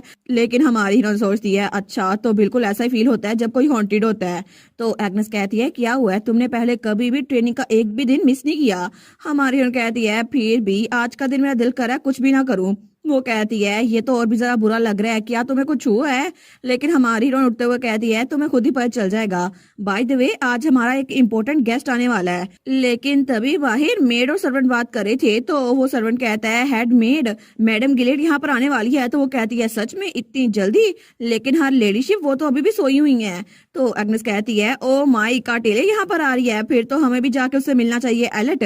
लेकिन थोड़ी देर बाद हमें वहाँ चर्च का सीन दिखा जाता है जहाँ पे मैडम कार्टेलिया बैठी हुई थी। लेकिन तभी वहां पर कोई आके कहता है योर होलीनेस। तो जैसे वो पीछे देखती है ना, तो वहां पे हमारी एलेट खड़ी हुई थी जो कि बहुत ही ज्यादा प्यारी लग रही थी। वो कहती है आप कैसी हैं? लेकिन मैडम कार्टेलिया खड़ी होते हुए कहती है तुम्हें मुझे ये बुलाने की जरूरत नहीं है एलेट, क्योंकि मेरे लिए तुम भी बिल्कुल बिया की तरह ही हो, और जब से मैंने तुम्हें पिछली बार देखा था ना, तुम तो और ज्यादा बड़ी हो गई हो। तो हमारी एलेट कहती है जी बिल्कुल, और तब उसके लॉकेट की तरफ देख के कहती है इसके अलावा तुमने मेंशन किया था कि मेरी दोस्त इस नेकलेस के अंदर है, तो अब वो कैसी है? हमारी कहती है वो तो बिल्कुल ठीक है, और आपकी हेल्थ के बारे में पूछ रही हैं। तो मैडम कार्टेलिया कहती है मेरी हेल्थ के बारे में वो जरूर ये पूछ रही होगी कि मैं कब मरूंगी, लेकिन उसको को इतनी टेंशन ना ले, इतनी जल्दी उससे नहीं मिलने वाली मैं। तो हमारी एग्नेस कहती है इससे पूछो ना, ये तो अभी भी बड़ी अनोइंग है। लेकिन कार्डिनल कार्टेलिया कहती है वो अभी भी मुझसे पूछ रही होगी कि मैं ऐसी बात क्यों कर रही हूँ। लेकिन पीछे से एग्नेस कहती है तुम श्योर नहीं मेरी बातें सुन सकती? तो हमारी हीरो तो हंसी जा रही थी। और थोड़ी देर बाद बातें करने के बाद कार्डिनल कार्टेलिया वहां से जा रही थी उसको बाय करके। तो तब हमारी एग्नेस कहती है ठीक है, अभी भी वो बिल्कुल मीन बातें करती है, लेकिन अच्छा हुआ वो अच्छी हेल्थ में है। तो तब वो कहती है अब तुमने अपने गेस्ट से मिल ली है, तो अब हम ट्रेनिंग शुरू करते हैं। और तभी वो चश्मा फिर से लगा लेती है, लेकिन हमारी हीरोइन भागते हुए कहती है नहीं नहीं बिल्कुल भी नहीं, मैं जाके वो बुक पढ़ूंगी जो मैंने पिछली बार छोड़ दी थी, Santos awaken the demon Lord, और उसके तो कई चैप्टर्स पड़े हुए हैं। तो पीछे से एग्नेस कहती है बस कर दो एलेट, आखिर तुम पूरा दिन ऐसे क्यों भागने वाली हो, ऐसा टाइम नहीं है कि नॉवेल्स पढ़ सको। लेकिन थोड़ी देर बाद वो भी उसके साथ बैठ के वही नॉवल पढ़ी थी। तो एग्नेस कहती है ये तो बड़ा मजे का लग रहा है, क्या तुम पेज को थोड़ा आहिस्ता पलट सकती हो। तो एलेट कहती है मुझे लगता है कि तुम्हें ये बुक बहुत पसंद आ रही है, लेकिन थोड़ा फास्ट पढ़ लो। तो वो कहती है नहीं नहीं तुम जरा फास्ट पढ़ रही हो। लेकिन तभी वहां आसमान में एक तारा चमकता है, तो हमारी हीरो उस तारे को देखती है, तो तभी उसके पास नोटिफिकेशन आई थी, voice that shape the world, वो कह रहे हैं टाइम आ चुका है। तो हमारी उन कहती है फाइनली वो वक्त आ ही गया। तो तब वो खड़ी होती है, तो एग्नेस कहती है क्या तुम्हें क्या हुआ, लेकिन हमारी हीरोइन खड़ी होकर उस तारे की तरफ देख रही थी। तो एग्नेस कहती है एलेट मुझे बताओ, लेकिन तब हमारी हीरोइन हाथ आगे बढ़ाती है, तो तभी उसके सामने जो उसका रैंक था वो शो हो रहा था, और तब नोटिफिकेशन आई थी रैंक चेंज अलर्ट ऑन। तो एग्नेस कहती है तुम्हें क्या हुआ है, तुम तो आज बहुत ज्यादा सीरियस लग रही हो, मुझे बताओ आज का दिन तुम्हारे साथ हो क्या रहा है। तो हमारी हीरोइन कहती है एग्नेस मैंने तुम्हें सुबह बताया था ना कि आज हमारा इंपॉर्टेंट गेस्ट आने वाला है। तो एग्नेस कहती है तुम कार्टेलिया की बात नहीं कर रही थी। हमारी हीरोइन कहती है नहीं एग्नेस तुम्हें याद है ना कार्पियोस ने कुछ टाइम पहले क्या कहा था। तो वो कहती है क्या उसने उसने तो कहा था कि तुम आगे न्यू मून को देखना क्योंकि उस दिन न्यू बोर्न क्योस आएगा। लेकिन तभी एग्नेस कहती है क्या तुम्हारा कहने का मतलब है वो क्योस अभी आ रहा है। तो हमारी कहती है बिल्कुल ये जो तारा टूट रहा है ना ये वही है न्यू बोर्न क्योस। और तभी हमारी हीरोइन का रैंक वो 7 से चेंज हो रहा था, और तभी वो 8 पे चला गया था क्योंकि वहां पर कोई और एंटिटी आ चुकी थी। तो तभी नोटिफिकेशन आई थी अर्जेंट नोटिफिकेशन, इस दुनिया की डिफिकल्टी रीएडजस्ट हो रही है एक नए एंटिटी की आने की वजह से। और हमारी सोचती है बिल्कुल क्योंकि अब यहाँ पर न्यू बॉर्न क्योस आ चुका है जो कि असल में अल्टीमेट मास्टरमाइंड है जो इस दुनिया में तबाही लाएगा, और एक तरह से कहे तो ये इस पूरे नावल का मेन विलन है। और तभी एडजस्टमेंट कंप्लीट हो गई थी, लेकिन तभी नोटिफिकेशन आई थी इस दुनिया की डिफिकल्टी एस क्लास की हो चुकी है। तो तब हमारी हीरोइन अपना हाथ बुलंद करती है डिवाइन एडवेंट यूज करने के लिए, और तभी वो यूज भी कर लेती है। वो कहती है डिवाइन एडवेंट, और तब वो पूरा का पूरा इलाका रोशन हो रहा था, और वहां से रोशनी बहुत ज्यादा फैल रही थी। लेकिन वो रोशनी तो दूर भी नजर आ रही थी जहां पर वो न्यू बॉर्न क्योस वो खड़ा हुआ था। लेकिन तब उसने इर्द गिर्द हर तरफ आग लगा दी थी, और तब वो जैसे ही उस तरफ देखते हैं ना वो कहता है अच्छा तो ये लाइट ये है डिवाइन एडवेंट। तो फाइनली वो स्माइल करता है और कहता है तुम मुझे मिल ही गई, तुम यहाँ पर ही थी, लेकिन फिर भी तुम अभी भी उसको बचा नहीं सकती, फिर भी मेरा वेलकम करने के लिए शुक्रिया। और तब वो था उस कहानी का मेन विलन जिसने हमारी एलेट को डिवाइन एडवेंट यूज करते हुए देख लिया था। लेकिन दूसरी तरफ हमारी हीरोइन सोचती है लॉर्ड वॉइस ने मुझे अल्टीमेट ट्रांसेंडेंट स्किल दी थी डिवाइन एडवेंट की, और ये एक ऐसी स्किल है जो कि सच में किसी को बहुत ज्यादा पावरफुल बना सकती है, और इसी वजह से मेरा रैंक वो चेंज हो सकता है। हालांकि मैं 7th रैंक पे थी, लेकिन उस इंसान के यहाँ पर आने के बाद मैं 8th रैंक पे चली गई हूँ। लेकिन जब मैं छोटी थी ना तब भी 10 साल के होते हुए भी मैंने डिवाइन एडवेंट यूज किया था, और तब मैं सबसे ज्यादा पावरफुल बन गई थी। लेकिन इसी वजह से अब मैं देखना चाहती हूँ मैं कितनी पावरफुल बन चुकी हूँ। और तब उसकी आंखों और बालों कलर चेंज हो गया था, और तभी उसका रैंक वो भी रीएडजस्ट हो रहा था क्योंकि उसने डिवाइन एडवेंट यूज किया था, और वो 6 रैंक पे पहुंच चुकी थी, लेकिन फिर वो 3rd रैंक पे पहुंच चुकी थी। तो एग्नेस कहती है एलेट तुम क्या कर रही हो, आखिर तुम इतनी रेकलेस कैसे हो सकती हो, होली फीवर के बारे में क्या, यहाँ पे तो कोई दुश्मन भी नहीं है। तो हमारी हीरोइन कहती है तुम इस बारे में फिक्र करने की जरूरत नहीं है क्योंकि मैं सच में देखना चाहती हूँ कि ये कितना काम आएगा, और मैं बस मेरा काम हो ही गया। और तभी उसका करंट रैंक था 2nd जो कि आखिरी रैंक था क्योंकि उसके ऊपर वही न्यूबॉर्न क्योस था जिसके आके वो जा नहीं सकती थी। वो सोचती है मेरा दिल तो अभी भी इस पूरी एनर्जी की वजह से दर्द कर रहा है, लेकिन फिर भी मैं अभी भी उस अल्टीमेट मास्टरमाइंड को हरा नहीं सकती, इतनी स्ट्रॉन्ग नहीं हुई मैं। तो एग्नेस कहती है एलेट क्या मैं सच में ये ठीक देख रही हूँ। और तभी उनके इर्द गिर्द हर तरफ रिंग्स फैल गई थी। तो एग्नेस कहती है आसमान तो बिल्कुल बैकवर्ड चल रहा है, लेकिन ये कैसे हो गया। तो तभी वहां पर सिस्टम एरर आ रहा था, नोटिफिकेशन आई थी voice that shape the world, वो कह रहे हैं कि सिस्टम वो टेम्परेरी ऑफलाइन हो रहा है।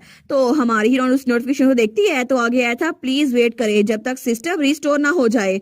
तो हमारी हीरोइन कहती है एग्नेस मैंने तुम्हें जिस बारे में बताया था ना वही होने वाला है, यहाँ पर बहुत ज्यादा अजीब चीजें होने वाली हैं क्योंकि दुनिया आउट ऑफ ऑर्डर हो चुकी है। तो एग्नेस कहती है आउट ऑफ ऑर्डर, भला इसका क्या मतलब हुआ। लेकिन हमारी कहती है तुमने मुझसे पूछा था कि मैं थेस्लेट की इतनी फिक्र क्यों करती हूँ। असल में मुझे तुम्हें कुछ बताना था एग्नेस, वो एक रिटर्निंग है क्योंकि वो इस वर्ल्ड का मेन कैरेक्टर है। तो एग्नेस कहती है कि यार रिटर्निंग मेन कैरेक्टर, मुझे समझ नहीं आ रही। तो हमारी कहती है ये समझाना इतना भी आसान नहीं होगा, वैसे भी हमारे पास ज्यादा टाइम नहीं बचा क्योंकि एक बार ये रोशनी खत्म हो गई तो फिर से ये दुनिया रीस्टार्ट हो जाएगी और इस तरह ये दुनिया आउट ऑफ ऑर्डर हो चुकी है। तो अब उसके लिए लौटना नामुमकिन हो जाएगा क्योंकि मेन कैरेक्टर मर चुका है। लेकिन तभी वहां पर जैसे शीशे में दरारें पड़ती है ना, वैसे ही वहां पर क्रैक पड़ रहे थे और तब एग्नेस भी हैरान थी। लेकिन हमारी हीरोइन भी वहां पर देखती है तो वो दरारें कुछ ज्यादा ही पड़ रही थी और तभी अचानक से वहां पे जैसे सब कुछ धुंधला जाता है। लेकिन थोड़ी देर बाद ही एग्नेस जब सामने देखती है तो फिर से वो खिड़की के बाहर देख रही थी। तो वो पीछे मुड़ करके कहती है एलेट ये क्या हुआ। तो एलेट वहीं पर थी अपने बेड पर सुबह की तरह। वो कहती है एग्नेस। तो तब एग्नेस तो बड़ी हैरान थी, वो कहती है हुआ क्या है। लेकिन बाहर से फिर से वही सुबह वाली आवाजें आ रही थी, हेडमेट आपको पता है मैडम गिलेड यहाँ पर आ रही हैं। तो वो कहती है सच में, लेकिन हर लेडीशिप तो अभी बेड में है। दूसरी कहती है जल्दी करो हमें उनको जाकर ड्रेसअप करवाना पड़ेगा। लेकिन हमारी एग्नेस तो बिल्कुल कंफ्यूज थी। वो कहती है बाहर भी डबल रेनबो है, आखिर ये कैसे हो गया। ये तो बिल्कुल वैसा है जैसे सुबह स्टार्ट की थी हमने, क्या हम कल में वापस आ गए हैं। हमारी उन कहती है रोल बैक वो शुरू हो चुका है, ये दुनिया एक दिन वापस चली गई है क्योंकि मेन कैरेक्टर वो जिंदा नहीं है और अगर मेन कैरेक्टर जिसने टाइम में वापस जाना था वही मर गया तो दुनिया ही टाइम में वापस जाएगी। तो तब एग्नेस तो बड़ी हैरान थी, वो कहती है मुझे कोई आइडिया नहीं है ये मेन कैरेक्टर है क्या, लेकिन आखिर उसके मरने से यूनिवर्स को क्या फर्क पड़ेगा। हमारी उन कहती है फर्क पड़ेगा क्योंकि गॉड ने पहले ही इस दुनिया को अबंडन कर दिया था। लेकिन इस दुनिया के जिंदा रहने की सिर्फ एक ही वजह थी कि यहाँ पर एक कैरेक्टर जो कि हमेशा सफर करता रहेगा और दुनिया को बचाता रहेगा। इसी वजह से दुनिया ने अपने आप को मना कर दिया खत्म होने से और वो कैरेक्टर कोई और नहीं थेस्लेट ही है जो कि इस कहानी का मेन कैरेक्टर है। तो एग्नेस कहती है मेन कैरेक्टर ये मेन कैरेक्टर वो, आखिर मुझे बताओ कि थेस्लेट को मारा किसने था, क्या वो। तो हमारे कहती है बिल्कुल ये वही था न्यूबॉर्न कियोस जो कार्पियोस ने मेंशन किया था। तो एग्नेस कहती है ऐसा लगता है कि कार्पियोस जैसा डीमन लॉर्ड भी उसको अच्छा समझता है, तो इसका मतलब है कि वो बहुत ज्यादा पावरफुल डीमन होगा। लेकिन हमारी हीरोइन खिड़की के पर्दे पीछे करते हुए कहती है नहीं वो कोई डीमन नहीं है, वो भी एक इंसान है बिल्कुल हमारी तरह। तो एग्नेस कहती है क्या एक इंसान। हमारी कहती है बिल्कुल, उसके पास डीमन गॉड की पावर है लेकिन वो सिर्फ एक इंसान है और उसका मकसद सिर्फ एक ही है दुनिया में तबाही लाना और वो इतना पावरफुल है कि ये कर सकता है। लेकिन एग्नेस कहती है आखिर वो इतना पावरफुल है लेकिन फिर भी तुम भी तो पावरफुल हो ना, क्या तुम उसे अपने डिवाइन एडवेंट से हरा नहीं सकती। हमारी कहती है नहीं क्योंकि मेरा करंट रैंक वो सेकंड है और मैं अभी भी उससे पीछे हूँ, वो मुझसे ज्यादा स्ट्रॉन्ग है, इसी वजह से मैं उसको हरा नहीं सकती। तो एग्नेस कहती है मुझे यकीन नहीं होता। तो हमारी कहती है इसके अलावा मेरे पास एक और बुरी खबर है, ये रोल बैक ये 7 दिनों तक मजीद चलेगा क्योंकि न्यूबॉर्न कियोस हर बार मेन कैरेक्टर को मारेगा तो दिन रीसेट हो जाएगा और वो बार बार उसको मारता रहेगा। लेकिन जब तक थेस्लेट 7 बार मरने जाता टाइम रीसेट होता रहेगा। तो एग्नेस कहती है लेकिन थेस्लेट क्या वो ठीक रहेगा। हमारे उन कहती है रोल बैक लाइफ में वापस आने से बिल्कुल अलग है, सबकी मेमोरीज रीसेट हो जाएंगी और मेन कैरेक्टर उसको भी रियलाइज नहीं होगा कि हो क्या रहा है। तो एग्नेस कहती है फिर तुम्हारे बारे में क्या, तुम्हें ये सब कुछ कैसे याद है और मेरे बारे में क्या, आखिर हमें ये बातें कैसे याद रह रही हैं। तो तब वो कहती है असल में मुझे तुमसे कुछ पूछना था एलेट, मुझे ये बताओ कि आखिर तुम हो कौन। तो हमारी एलेट उसकी तरफ देखती है लेकिन तभी नोटिफिकेशन आई थी रिस्टोरेशन कंप्लीट, ट्रांसमाइग्रेटर सपोर्ट सिस्टम वो तो रीबूट हो गया था लेकिन सर्वर से कनेक्ट हो रहे हैं।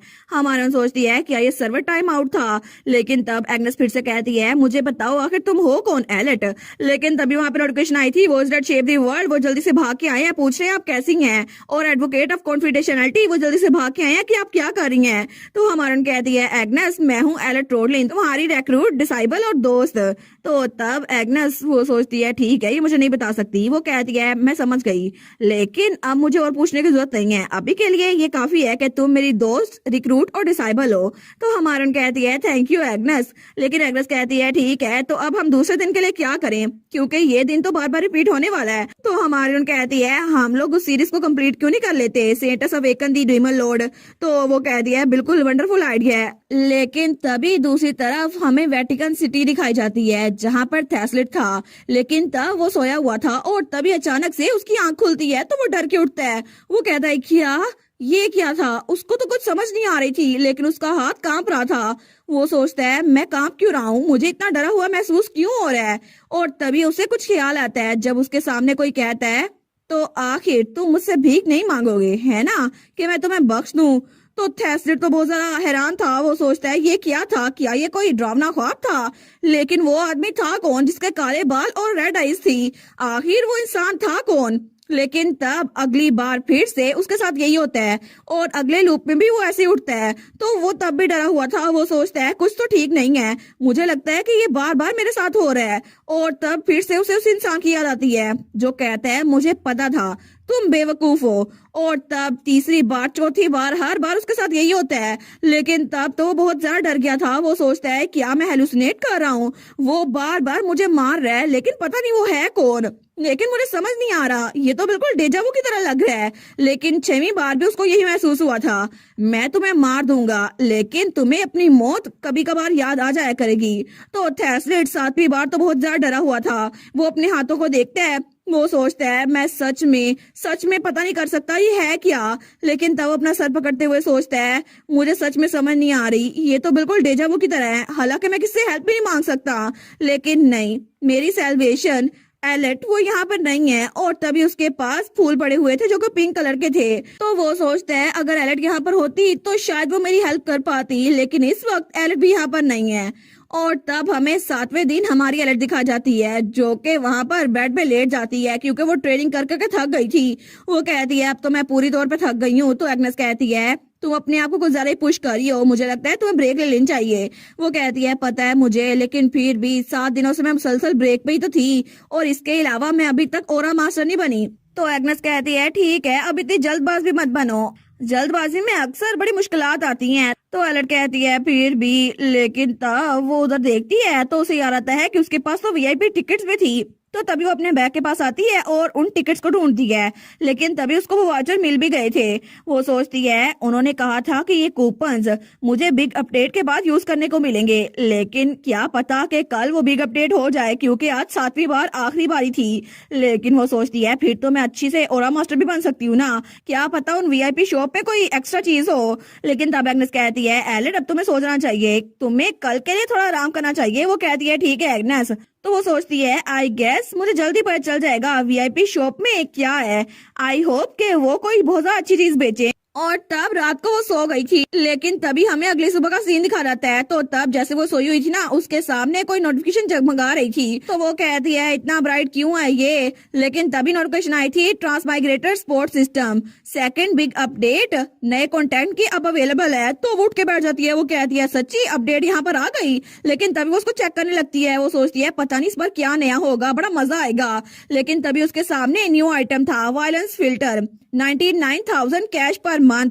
वो सोचती है ये तो मुझे ट्यूटोरियल पीरियड में फ्री में मिला हुआ था, जिसकी वजह से मुझे कभी भी अगर कोई मॉन्स्टर भी नजर आ जाए तो मैं शौक में नहीं होती थी। लेकिन लगता है अब इसको खरीदना पड़ेगा। ऐसा लगता है कि बिजनेस डिपार्टमेंट अच्छा काम कर रहा है। लेकिन तभी उसको बाय कर लेती है। वो सोचती है इस एसएस क्लास के यूनिवर्स में ये तो बिल्कुल ठीक रहेगा। लेकिन उसके अलावा और भी अपडेट थी। वो कहती है अच्छा एक और अपडेट है, ये क्या है? लेकिन तभी वहां पे नोटिफिकेशन आई थी चैट अपडेट। अब एक चैट फंक्शन ऐड हो गया है, जिसकी वजह से बहुत सारे ट्रांसमाइग्रेटर जो कि किसी और दुनिया में हैं वो नए दोस्त बना सकते हैं और बाकी ट्रांसमाइग्रेटर से बात कर सकते हैं। तो हमारी हीरोइन तो बड़ी हैरान थी। वो कहती है चैट, इसका मतलब है मैं बाकी ट्रांसमाइग्रेटर से बात कर सकती हूँ, लेकिन इसका मतलब है मुझे अकेले रहना पड़ेगा। तो वो उसको चूज कर लेती है। लेकिन तभी वो नोटिफिकेशन गायब हो रही थी। लेकिन तभी नोटिफिकेशन आई थी एंटरिंग द ट्रांसमाइग्रेटर कम्युनिटी चैट। तो वो बड़ी खुश हो गई थी। वो सोचती है कि यार इतनी जल्दी, लेकिन अभी मैं रेडी नहीं हूँ, पता नहीं मैं बाकी लोगों से क्या बात करूंगी और सबकी जिंदगी कैसे चल रही है। मैं तो बहुत ज्यादा स्ट्रॉन्ग बन चुकी हूँ, लेकिन बाकी के लोग जो ट्रांसमाइग्रेट हुए ना, उनकी जिंदगी कैसी होगी।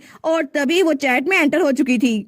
जैसे ही नोटिफिकेशन आई थी ना आप चैट में एंटर हो गई हैं, तो उस नोटिफिकेशन को देखकर तो हमारी हीरोइन तो बड़ी खुश हो गई थी। वो कहती है लेकिन अभी मैं रेडी नहीं हूँ। तो तभी पहली नोटिफिकेशन आई थी गॉड मोड 1297। वो बोल रहे हैं हाय। और तभी वहां पे पूरी चैट चल रही थी, सबके अलग अलग मैसेज आ रहे थे। वाओ, क्या तुम्हारा भी सेम निकनेम है? तो दूसरे का आया था बिल्कुल, ये तो मोस्ट कॉमन है यहाँ पर। लेकिन तभी आया था क्या किसी ने जेनरा चेंज वाउचर यूज की है? तो किसी और का मैसेज आया था, मुझे स्काई स्क्रैपर ऑफ सफरिंग का 101 फ्लोर क्लियर करने के लिए टिप्स चाहिए। हमारे सोचती है वाओ, ये तो फुल ब्लोन चैट है, मतलब सारे एक दूसरे से बात कर रहे हैं। इसका मतलब है कि सारे के सारे यहाँ पे ट्रांस माइग्रेटर हैं। तो तभी वहां पे किसी का मैसेज आया था, तुम सच में 101 फ्लोर पर हो। तो किसी और का आया था, मुझे लगता है ये झूठ बोल रहा है। तो हमारे सोचती है अभी भी मुझे लगता है कि मैं इन सबके बहुत ज्यादा क्लोज हूँ, क्योंकि ये लोग भी बिल्कुल मेरी तरह एक ऐसी दुनिया में आ गए हैं जिसके बारे में इनको कुछ नहीं पता था, और यहाँ पे इनको रहने के लिए स्ट्रगल करने पड़ रही है जैसे कि मुझे करना पड़ा था। वो सोचती है मैं हेलो तो बोल ही सकती हूँ, लेकिन तभी वहां पर थोड़ा एरर आ गया था। सबसे पहले आपको अपना निकनेम चूज करना होगा, आप इनमें से कोई भी निकनेम चूज कर सकती हैं। तो वहां पे बहुत सारे निकनेम थे। वो सोचती है ज्यादातर का गोड मोड ही है, तो मैं इनमें से कौन सा चूज करूँ। वहां पर था एक किलर हील्स। वो कहती है अच्छा, तो मैं ज़ॉम्बीज को हील करती रहती हूँ ना, मे भी मुझे लगता है कि मुझे ये यूज करना चाहिए। तो वो उसको चूज कर लेती है। वो कहती है किलर हील्स मुझे ये पसंद है। और तभी नोटिफिकेशन आई थी किलर हील्स वो चैट में एंटर हो चुकी है। वो सोचती है पता नहीं कैसे लोग होंगे, मे भी मैं जैसे मुझे कोई लोग मिल जाए, और इस चैट में तो पता नहीं किस तरह के ट्रांसमाइग्रेटर हैं। लेकिन तभी वहां पर तो बच्चों के ट्रांसमाइग्रेटर थे, जहां पर daughter of a tyrant 5, I love my daddy, favourite child, daughter of divine viewer, सारे ही थे। और सारे के सारे अपने बच्चों वाली बातें कर रहे थे कि हम तो बच्चे बनके बड़े खुश हैं, और यहाँ पर चाइल्ड केयर फैंटेसी तो बड़े मजे की है। लेकिन उन सब के मैसेज पढ़कर हमारी हीरोइन तो बिल्कुल स्टन रह गई थी। वो सोचती है ये आखिर मैं क्यों नहीं हूँ, और तब वो चैट को ही पड़े फेंक देती है। वो कहती है किसे चाहिए चैट। तो नोटिफिकेशन आई थी क्रिटिक फॉर बैलेंस कह रहे हैं कि पता नहीं आप चाइल्ड केयर फैंटेसी में इतनी ऑब्सेस क्यों हैं। तो वो तो अपने बेड पे लेट गई थी। वो सोचती है मुझे लगा था मुझे भी चाइल्ड केयर फैंटेसी एंजॉय करने का मौका मिलेगा। तो नोटिफिकेशन आई थी क्रिटिक फॉर बैलेंस कह रहे हैं कि अब आपको अपने ऑब्सेशन को दूर धकेलना चाहिए और नई अपडेट को देखना चाहिए। वो कहती है अच्छा अपडेट, उसको तो मैंने देखा ही नहीं, मैं तो आज उसी के लिए खुश थी। लेकिन तभी वहां पर नोटिफिकेशन थी वीआईपी पॉइंट शॉप, अगर आपने 10 बिलियन से ज्यादा कैश यूज किया है ना तो आप इस शॉप में आ सकते हैं, तो क्या आप आना चाहेंगे। तो तभी वो अपने वाउचर ढूंढती है। वो सोचती है मिल गए मुझे, अब मैं इनको यूज करूंगी और वीआईपी शॉप में जाऊंगी, पता नहीं वहां पर क्या होगा। लेकिन तभी वो कहती है ठीक है मैं फाइनली इनको यूज कर सकती हूँ। और तभी वो एक वाउचर आगे करती है, लेकिन तभी वो वाउचर उसके हाथ से गायब हो रहा था, और तब हमारी हीरोइन के इर्द गिर्द कुछ रोशनी फैल रही थी। वो सोचती है सच्ची मैं वीआईपी शॉप में जा रही हूँ। लेकिन तभी उसके सामने एक दरवाजा खुल गया था। वो सोचती है मतलब मैं फिजिकली जाकर वहां पे शॉपिंग करूंगी। और तब वो दरवाजे को खोलती है और उस जगह पे जाती है, लेकिन वहां पे बहुत बड़ी बड़ी बिल्डिंग्स थी, बिल्कुल कोरिया की तरह।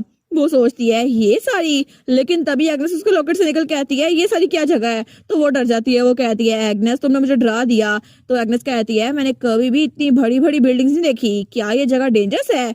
तो एलेट कहती है नहीं नहीं फिक्र ना करो, हम लोग सेफ हैं। तो एग्नेस कहती है तुम इतनी श्योर कैसे हो सकती हो।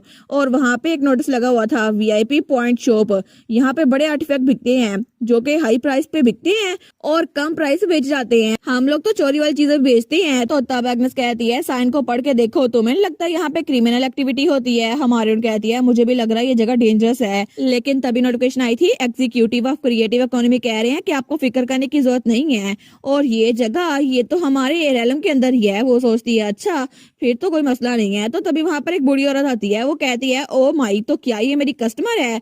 और वो बूढ़ी औरत सिगार पी रही थी। वो कहती है आज दिन की तुम मेरी तीसरी कस्टमर हो, और मुझे लगा ही था कि यहाँ पे कोई ना कोई मेरे पास आएगा। तो वो कहती है आ जाओ, ये है वीआईपी पॉइंट शॉप। तो हमारी हीरोइन उस कमरे के अंदर दाखिल होती है। लेकिन तभी जब वो अंदर आती है ना तो वहां पे बहुत सारी चीजें पड़ी हुई थी। तो वो बूढ़ी औरत कहती है अब मुझे बताओ तुम्हारे पास कितने पैसे हैं, उस हिसाब से मैं तुम्हें चीजें दिखा सकूं। हमारी कहती है मेरे पास तकरीबन 1 मिलियन पॉइंट्स हैं। वो कहती है सच में, फिर तो तुम यहाँ पे कुछ भी खरीद सकती हो। और तब पर्दा पीछे करती है और कहती है ये देखो यहाँ पर लग्जरी बैग भी है जिसके अंदर 3000 स्क्वायर मीटर की स्टोरेज है, तुम इसको वेयर हाउस की तरह भी यूज कर सकती हो। और वो बैग तो बड़ा स्टाइलिश लग रहा था, लेकिन एग्रेस उसको देख के बिगड़ जाती है। वो कहती है इसमें तो बड़ी ज्यादा स्पेस है और कितना लग्जरियस डिजाइन है ना, मुझे लगता है कि हमें ये लेना चाहिए एलेट। लेकिन एलेट कहती है मुझे बाकी भी देखने दो। और वहां पे बहुत सारी ग्लासेस थी जो कि सिन की ग्लासेस थी, लाइफ की ग्लासेस थी और लव की ग्लासेस थी, लेकिन सबकी अपनी अपनी खुसूसियात थी। तो एलेट कहती है मुझे पता है ये ग्लासेस अगर कोई एक बार पहन ले तो उतार नहीं सकता। तो वो बूढ़ी औरत कहती है हाँ हाँ तुम्हें पता है, मुझे पता है, लेकिन फिर भी ये पैसिव तौर पे काम नहीं कर सकती ना। हमारे कहती है ये वॉच क्या करती है, और वो वॉच तो बड़ी डिजाइन वाली लग रही थी। तो तब वो बूढ़ी औरत कहती है ये पॉपुलर आइटम है और ये आर्टिफैक्ट अगर कोई टाइम में वापस आना चाहे ना तो वो जा सकता है, लेकिन सिर्फ एक बार। हमारी सोचती है ये तो बड़ा अमेजिंग है, तो क्या ट्रांसमाइग्रेटर भी वापस जा सकते हैं जैसे कि मैं? तो वो बुढ़ी औरत कहती है बिल्कुल तुम जा सकती हो। तो हमारी कहती है फिर तो मैं ये खरीदूंगी। लेकिन एग्नेस की सुई अभी भी उस बैग पे अटकी हुई थी। वो कहती है बैग जरा अच्छा लग रहा है, ये ले लो। लेकिन तभी हमारी हीरोइन बाकी चीजों की तरफ देखती है तो वहां पर कुछ और चीजें पड़ी हुई थी, जहां पर एक हार्ड डिस्क की तरह कुछ पड़ा हुआ था। हमारी और उसको उठाती है। वो कहती है इसका क्या काम है मैडम? तो वो बूढ़ी औरत कहती है ये तो रिटर्निस के लिए है जो कि टाइम लूप में बार बार वापस जाते हैं, और तुम एक ट्रांसमाइग्रेटर हो ना तो तुम्हें ये यूज नहीं करनी पड़ेगी। हमारी उन कहती है सच में जो टाइम में वापस जाते हैं? लेकिन अगर ऐसा है तो मैं इसको खरीदना चाहूंगी। तो वो बूढ़ी औरत कहती है मैंने कहा ना इसका तुम्हारे पास कोई इस्तेमाल नहीं है। हमारी उन कहती है फिर भी मैं इसको खरीदूंगी। वो कहती है अच्छा ठीक है, लेकिन फिर भी मैं तुम्हें बता देती हूँ तुम बड़ी जिद्दी हो। असल में ये आर्टिफैक्ट नकली रखा हुआ है और ये तो आउट ऑफ स्टॉक हो गया था, इसी वजह से मैं तुम्हें बेच नहीं सकती। लेकिन अगर तुम्हें चाहिए ना तो मुझे एक जगह का पता है जहाँ पे यूज्ड वाला पड़ा हुआ है, अगर तुम चाहो तो वो ले सकती हो। तो हमारी औरत कहती है ठीक है मैं उसको लूंगी। तो तब वो बुढ़ी औरत कहती है ठीक है मैं तुम्हें आधे प्राइस पे बेचूंगी क्योंकि ये यूज्ड है, लेकिन अगर तुम्हें ये लेना है ना तो मैं तुम्हें वहां पे भेज देती हूँ। और तभी उसके सिगार में से धुआं निकलता है और एलेट के इर्द गिर्द फैल रहा था, और तभी एलेट वहां से गायब हो रही थी। लेकिन तब वो बुढ़ी औरत कहती है उसको लेके जल्दी वापस आ जाना, ठीक है? और तब हमारी हीरोइन वो तो जैसे किसी खाई में जा रही थी, और तब वो बुढ़ी औरत ऊपर धुएं से उसको देख रही थी। हमारी औरत कहती है नहीं रुके सही, मुझे बता देती। लेकिन तभी वो तो वहां एक जगह पे जा रही थी जहां पे पूरा डंजन बना हुआ था, और वो बेचारी तो वहां पे नीचे गिरती जा रही थी। लेकिन वहां पर तो बादल गरज रहे थे और बड़ा खतरनाक सा माहौल था। तो हमारी हीरोइन चिल्ला कहती है मैडम क्या आप अपनी वीआईपी कस्टमर को ऐसे ट्रीट करती हैं? लेकिन वो बेचारी तो आसमान से नीचे गिर रही थी। वो सोचती है मैं तो मरने वाली हूँ, लेकिन ये किस तरह का डंजन है और यहाँ पर तो स्टॉर्म क्लाउड्स छाए हुए हैं, ऐसा लगता है कि ये जगह बड़ी खतरनाक सी है। लेकिन जब वो नीचे देखती है ना तो वहां पे खाई भी थी। वो कहती है खाई मैं तो पक्का मरूंगी। वो सोचती है मैं क्रैश होने वाली हूँ। लेकिन तभी वो धुआं जो सिगार से निकला था ना एक बार फिर से उसको आराम से जमीन पे लैंड कर देता है, और वो तो जमीन पे आराम से गिरी थी। लेकिन तब उठ के बैठती है तो तभी नोटिफिकेशन आई थी आप एक डंजन में एंटर हो चुकी हैं जिसकी डिफिकल्टी अननोन है, और वहां पर तो अभी तक बादल गरज रहे थे और बिजली जमीन पे गिर रही थी। हमारे सोचती है ये जगह तो बड़ी डरावनी लग रही है, और ये इसके नीचे जो खाई है ना ये तो पिच ब्लैक है, पता नहीं यहाँ पे कोई रहता भी होगा या फिर नहीं। लेकिन तभी एग्नेस कहती है एलेट मुझे लगता है तुम्हें यहाँ से निकलना चाहिए। तो एलेट कहती है क्या मतलब? तो एग्नेस कहती है हमारे अलावा भी यहाँ पे कोई और है, और वहां पे बिजली बहुत ज्यादा चमक रही थी। लेकिन तभी नोटिफिकेशन आई थी अर्जेंट नोटिफिकेशन, यहाँ पे अनआइडेंटिफाइड डेंजर जोन है जिसकी वजह से आपको जल्दी निकलना होगा। वो सोचती है फिर उस ओल्ड लेडी ने मुझे यहाँ पे भेजा ही क्यों? तो तब वो भागने लगती है। वो कहती है आर्टिफैक्ट इस वक्त इशू नहीं है, मुझे यहाँ से निकलना होगा। लेकिन तभी नोटिफिकेशन आई थी डंजन, और आगे कुछ लिखा था जो कि नजर नहीं आ रहा था। वो जाग चुका है। तो हमारी लड़की कहती है क्या? उसको तो बड़ा डर लग रहा था, अचानक से उसको कुछ महसूस हो रहा था। तो तभी वो भागने लगती है। वो सोचती है कुछ तो जाग गया है, लेकिन मुझे लगता है ये डंजन मास्टर होगा। तो एग्नेस कहती है जल्दी भागो एलेट, तुम्हारी जान को खतरा है। तो वो कहती है मुझे पता है। लेकिन तभी उस बूढ़ी औरत की आवाज आती है तुम्हें इतनी देर क्यों लग रही है? हमारी उन कहती है ये आवाज ये तो उस ओल्ड लेडी की है ना। लेकिन तभी उस बूढ़ी औरत की आवाज आती है जल्दी से आइटम लो और वापस आ जाओ। तो तब हमारी हम देखती है तो आर्टिफैक्ट वहां पे दूर पड़ा था पहाड़ी के ऊपर। हमारी सोचती है ये यहाँ पर है, लेकिन मुझे आर्टिफैक्ट चाहिए और मैं इसको लेकर आऊंगी। पता नहीं ये डंजन कैसा है, लेकिन इस आर्टिफैक्ट को लेते ही मैं डंजन को छोड़ के चली जाऊंगी। और तभी वो अपने कपड़े उठाती है और छलांग मारने के लिए रेडी हो गई थी। तो एग्नेस कहती है एलेट पागलपन मत करना। लेकिन एलेट तो वहां से भाग रही थी, और तभी वो उस पे छलांग लगाती है और जल्दी से उस आर्टिफैक्ट को पकड़ लेती है और बार बार बचती है नीचे खाई में गिरने से। लेकिन तभी वो आर्टिफैक्ट उसके हाथ में आ गया था, और वहां पे उसके बारे में लिखा हुआ था कि इसके जरिए अगली लाइफ में जाने से पहले आप सेव पॉइंट कर सकते हैं, और ये आर्टिफैक्ट पहले ही 14 बार यूज हो चुका है। वो सोचती है आधे से ज्यादा यूज हो गया है। लेकिन तभी नोटिफिकेशन आई थी सेंसर उनको आप मिल गई हैं। तो वो सोचती है कि यार इसका नाम सेंसर्ड क्यों है, पता नहीं ये कौन है, शायद डंजन मास्टर, लेकिन इसने मुझे ढूंढ लिया और मेरी बॉडी तो कांप रही है। मुझे लगता है कि मुझे अब डर लग रहा है, इसलिए मुझे यहाँ से निकलना होगा। लेकिन तभी नोटिफिकेशन आई थी यहाँ पे जो कोई भी है वो आपको आइडेंटिफाई करने की कोशिश कर रहा है। हमारे कहती है मैं मुझे यहाँ से बाहर निकाले, उस ओल्ड लेडी को कहती है। लेकिन तभी वो आगे भाग रही थी तो पीछे बार बार नोटिफिकेशन आ रही थी वो आपको आइडेंटिफाई करने की कोशिश कर रहा है। तो हमारे कहती है जल्दी करे ना। लेकिन तभी उसके पाँव के नीचे फिर से बहुत ज्यादा धुआं फैल जाता है, और तभी उस सिगार में से जो धुआं निकला था ना फिर से उसके इर्द गिर्द लिपटता है, और हमारी हीरोइन वहां से गायब हो गई थी। लेकिन तभी नोटिफिकेशन आई थी वो आपको पहचानने में नाकाम हो गया। तो तब हमारी हीरोइन वापस आती है तो वो ओल्ड लेडी कहती है क्या तुम्हें वो आइटम मिल गया? तो हमारी हीरोइन तो नीचे गिरी हुई थी, वो कहती है मैम, वो बेचारी तो अभी तक कंफ्यूज थी, लेकिन तब वो उसको वो सर्टिफिकेट देते हुए कहती है हाँ मुझे मिल गया। तो वो औरत कहती है ठीक है जल्दी करो पहले पे कर दो। तो हमारी हीरोइन अपना वाउचर उसको देती है, वो कहती है चलो पैसे तो ले लिए मैंने, मैं अभी तुम्हें चेंज देती हूँ। हमारी हीरोइन कहती है कि यार लेकिन मैम मुझे ये तो बताए आखिर उस डंजन का मास्टर कौन था? तो वो औरत कहती है क्या तुम किस बारे में बात कर रही हो? उस डंजन का कोई मास्टर नहीं था। हमारी कहती है लेकिन मैंने तो देखा था ना, ये तो हो नहीं सकता, वहां पे कोई था। तो वो औरत कहती है नहीं कोई भी नहीं था। हमारी कहती है मैं बता रही हूँ ना कोई था वहां पर। तो औरत कहती है नहीं था ना। हमारी कहती है मैं बता रही हूँ ना है तो है। तो वो बूढ़ी औरत कहती है इतनी जिद्दी मत बनो, अपना चेंज लो निकलो यहाँ से, मुझे लगता है मैं अपनी दुकान बंद करने वाली हूँ। और तब वहां से गायब हो रही थी। तो वो कहती है ठीक है तुमसे बाद में मिलूंगी, पिंक बालों वाली लड़की। लेकिन उसके फौरन बाद हमारी हीरोइन वापस अपने कमरे में आ गई थी। वो कहती है कि मैं अपने रूम में हूँ। तो एग्नेस कहती है चलो अच्छा हुआ, लेकिन तुम ठीक तो हो ना? वो जगह बड़ी डरावनी थी। हमारी कहती है तुम ऐसा कह सकती हो, लेकिन पता नहीं वो डंजन कैसा था। चलो कम से कम हम वन पीस में वापस तो आ गए। लेकिन तभी वो कहती है एक मिनट, मुझे तो चूना लग गया। और वो तो चिल्ला रही थी। तो एग्नेस कहती है क्या हुआ है, क्या तुम्हें चोट लगी है? वो कहती है नहीं नहीं जरा देखो सही, याद जरा यूज हो चुका है। तो आखिर मैंने इसके लिए हाफ प्राइस क्यों पे की है? मैं तो इससे भी कम कीमत करवा सकती थी। लेकिन वो तो चिल्लाई जा रही थी। तो आगे से एग्नेस कहती है क्या इससे फर्क पड़ता है? तुम्हें पता है मैं तो भूल ही गई थी, कभी कभार तुम बड़ी टेरिफाइंग लगती हो। और तब हमें वही सीन दिखा जाता है जब हमारी हीरोइन वहां से भाग रही थी, लेकिन उसके पीछे जो कोई भी था ना वो उसको आइडेंटिफाई करने की कोशिश कर रहा था। लेकिन जैसे ही हमारी हीरोइन वहां से गायब हुई थी ना, तो तभी वहां पर थोड़ी रोशनी फैलती है। और तब वो जो नोटिफिकेशन थी ना वो थोड़ी साफ हो रही थी। वहां लिखा था क्रेटर ऑफ अटोनमेंट, एक डंजन जिसकी डिफिकल्टी अननोन है वो खत्म होने जा रहा है। लेकिन तभी वहां पर नोटिफिकेशन थोड़ी क्लियर हो रही थी, prisoner of the danger Sinner of eternal एबिस वो रिलीज हो चुका है। लेकिन वो जो कोई भी है ना उसके ऊपर पत्थर गिरने लगते हैं, और तब उसके ऊपर पत्थर गिरने की वजह से वो वहीं पे मर जाता है।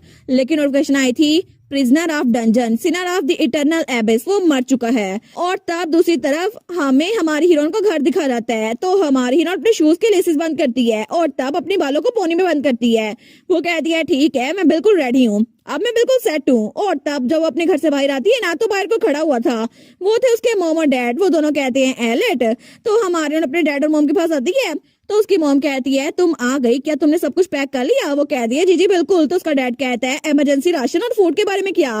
वो कहती है फिक्र ना करे डैड। तो पीछे से एग्नेस भी कह रही थी बिल्कुल इसने तो हर एक चीज पहले ही पैक कर ली थी। वो सोचती है स्प्रिंग तो बिल्कुल खत्म होने वाली है और मैंने तो सब कुछ पहले पैक करके रखा हुआ था। और जैसे वो दिन आया ना डी डे, तो फाइनली अब मैं अपने एडवेंचर पे निकल सकती हूँ, क्योंकि आज का दिन ट्यूटोरियल पीरियड वो खत्म हो जाएगा।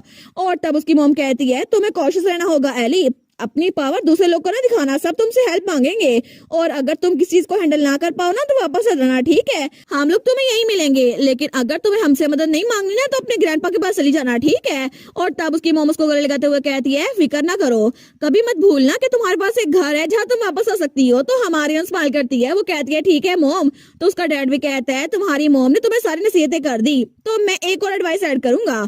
वो बड़ा सीरियस होकर कहता है अगर तुम्हें कोई लड़का ढूंढना है ना तो मेरे जैसा ढूंढना, ठीक है? जो बिल्कुल मेरे जैसा हो, तुम्हारी मोम का जैसे मैंने ध्यान रखा था ना वैसे ही तुम्हारा ध्यान रखे। लेकिन तब हमारी हीरोइन के डैड को क्या बात था कि हमारी एलेट ने पहले ही उसके डैड की तरह ब्लू आइज वाला एक लड़का ढूंढ ही लिया है जो कि हमारा हीरो था। लेकिन तब वो कह दिया ठीक है डैड मैं ये बात दिमाग में रखूंगी। और तब थोड़ी देर बाद हमारी हीरोइन के हाथ में एक स्टोन था जो कि टेलीपोर्टेशन स्टोन था। तो वो स्टोन को देखती है, वो अपने मोमो डैड से कहती है ठीक है मोमो डैड मैं अब चलती हूँ। और तभी वो उस पत्थर को तोड़ती है तो वहां से वो टेलीपोर्ट हो रही थी। तो उसके मोमो डैड कहते हैं आराम से सफर करना। लेकिन तभी जैसे ही हमारी हीरोइन टेलीपोर्ट होती है ना तो नोटिफिकेशन आई थी मैंडेटोरी ट्यूटोरियल पीरियड खत्म हो चुका है और अब से आपकी असल ट्रांसमाइग्रेटेड लाइफ शुरू होगी जो कि एसएस क्लास का नावल होगा और आपकी क्वेस्ट कंप्लीट हो गई है। और तब हमारी हीरोइन जब सामने देखती है ना तो उसके सामने फूलों का बुके आता है। वो कहती है क्या एक बुके? लेकिन नोटिफिकेशन आई थी वो शेप दी वर्ल्ड कह रहे हैं कि ये हमने भेजा है क्योंकि आप फाइनली उस घर से बाहर निकल आई हैं और अब से आपकी लाइफ शुरू होगी। लेकिन हमें तो बड़ी खुशी हो रही है और सारी की सारी नोटिफिकेशन आ रही थी उसको कांग्रेचुलेशन कहने के लिए। वो कहती है थैंक यू सो मच आप लोग की इनकरेजमेंट के लिए। लेकिन तभी वो एक जगह पे टेलीपोर्ट होके आ चुकी थी और तभी नोटिफिकेशन आई थी आपकी टाइमलाइन इस नावल की 17 रिटर्न के साथ लिंक हो चुकी है। और तब हमारी हीरोइन के सामने एक गांव था जिसके इर्द गिर्द पहाड़ थे। लेकिन तब हमारी हीरोइन एक घंटी के पास खड़ी थी। वो कहती है मैं जानती हूँ ये जगह कौन सी है और उसके हाथों से वो बुक्के गायब हो रहा था। तो हमारा सोचती है ये तो ग्रीनवाल विलेज है ना जहाँ पे थेस्लेट रिटर्न होना था।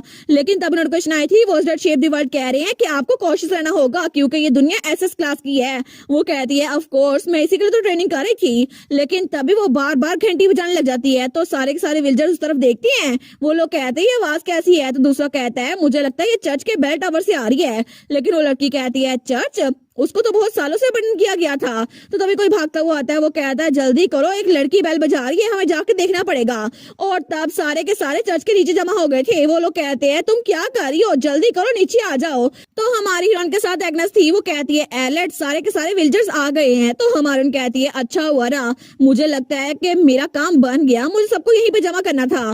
तो वो चिल्ला कहती है सारे के सारे जल्दी करो चर्च के अंदर आ जाओ यहाँ पर शेल्टर ले लो। तो वो लोग कहते हैं क्या चर्च के अंदर लेकिन क्या ये पागल तो नहीं हो गई आखिर ये ऐसी नॉनसेंस बातें क्यों कर रही है और हमें क्या ही खतरा होगा जो हम चर्च के अंदर जाएं। लेकिन तभी उनके पीछे जो पहाड़ थे ना वहां पे धमाका होता है जैसे वहां पे कोई डंजन बस्ट हुआ हो। लेकिन तभी वो लोग भागने लगते हैं। वो कहते हैं आखिर हो क्या रहा है एक एवलांच ये यहाँ पर क्या कर रहा है यहाँ पर हुआ क्या। तो हमारा सोचती है मुझे पता है यहाँ पर क्या हो रहा है क्योंकि ये थेस्लेट की 17 रिटर्न के बाद पहली क्लाइमेट ही है जो कि अब शुरू हो चुकी है। तो इसका मतलब है कि यहाँ पर एसएस क्लास की डिफिकल्टी मुकम्मल तौर पे स्टार्ट हो गई है और यहाँ पर किसी के लिए भी बचना बहुत ज्यादा मुश्किल होगा। लेकिन इसका साफ साफ एक ही मतलब है कि नावल का प्लॉट जो कि infinite return to save the world है वो स्टार्ट हो चुका है और अब से थेस्लेट की लाइफ जितनी मुश्किल थी ना उससे भी ज्यादा मुश्किल होने वाली है। लेकिन अगर मैं चाहूँ तो थेस्लेट की हेल्प कर सकती हूँ और मैं यही करूंगी। और इसी के साथ सीजन 2 वो भी यहीं पर खत्म। तो आप लोग बताना आप लोग को सीजन 2 कैसा लगा। और ये सीजन थोड़ा जल्दी खत्म हो गया लेकिन सीजन 3 वो मैं जल्दी एक्सप्लेन कर दूंगी। तो तब तक के लिए चैनल को सब्सक्राइब कर दे और वीडियो को लाइक कर दे। Thank you so much for watching my videos and bye bye stay safe.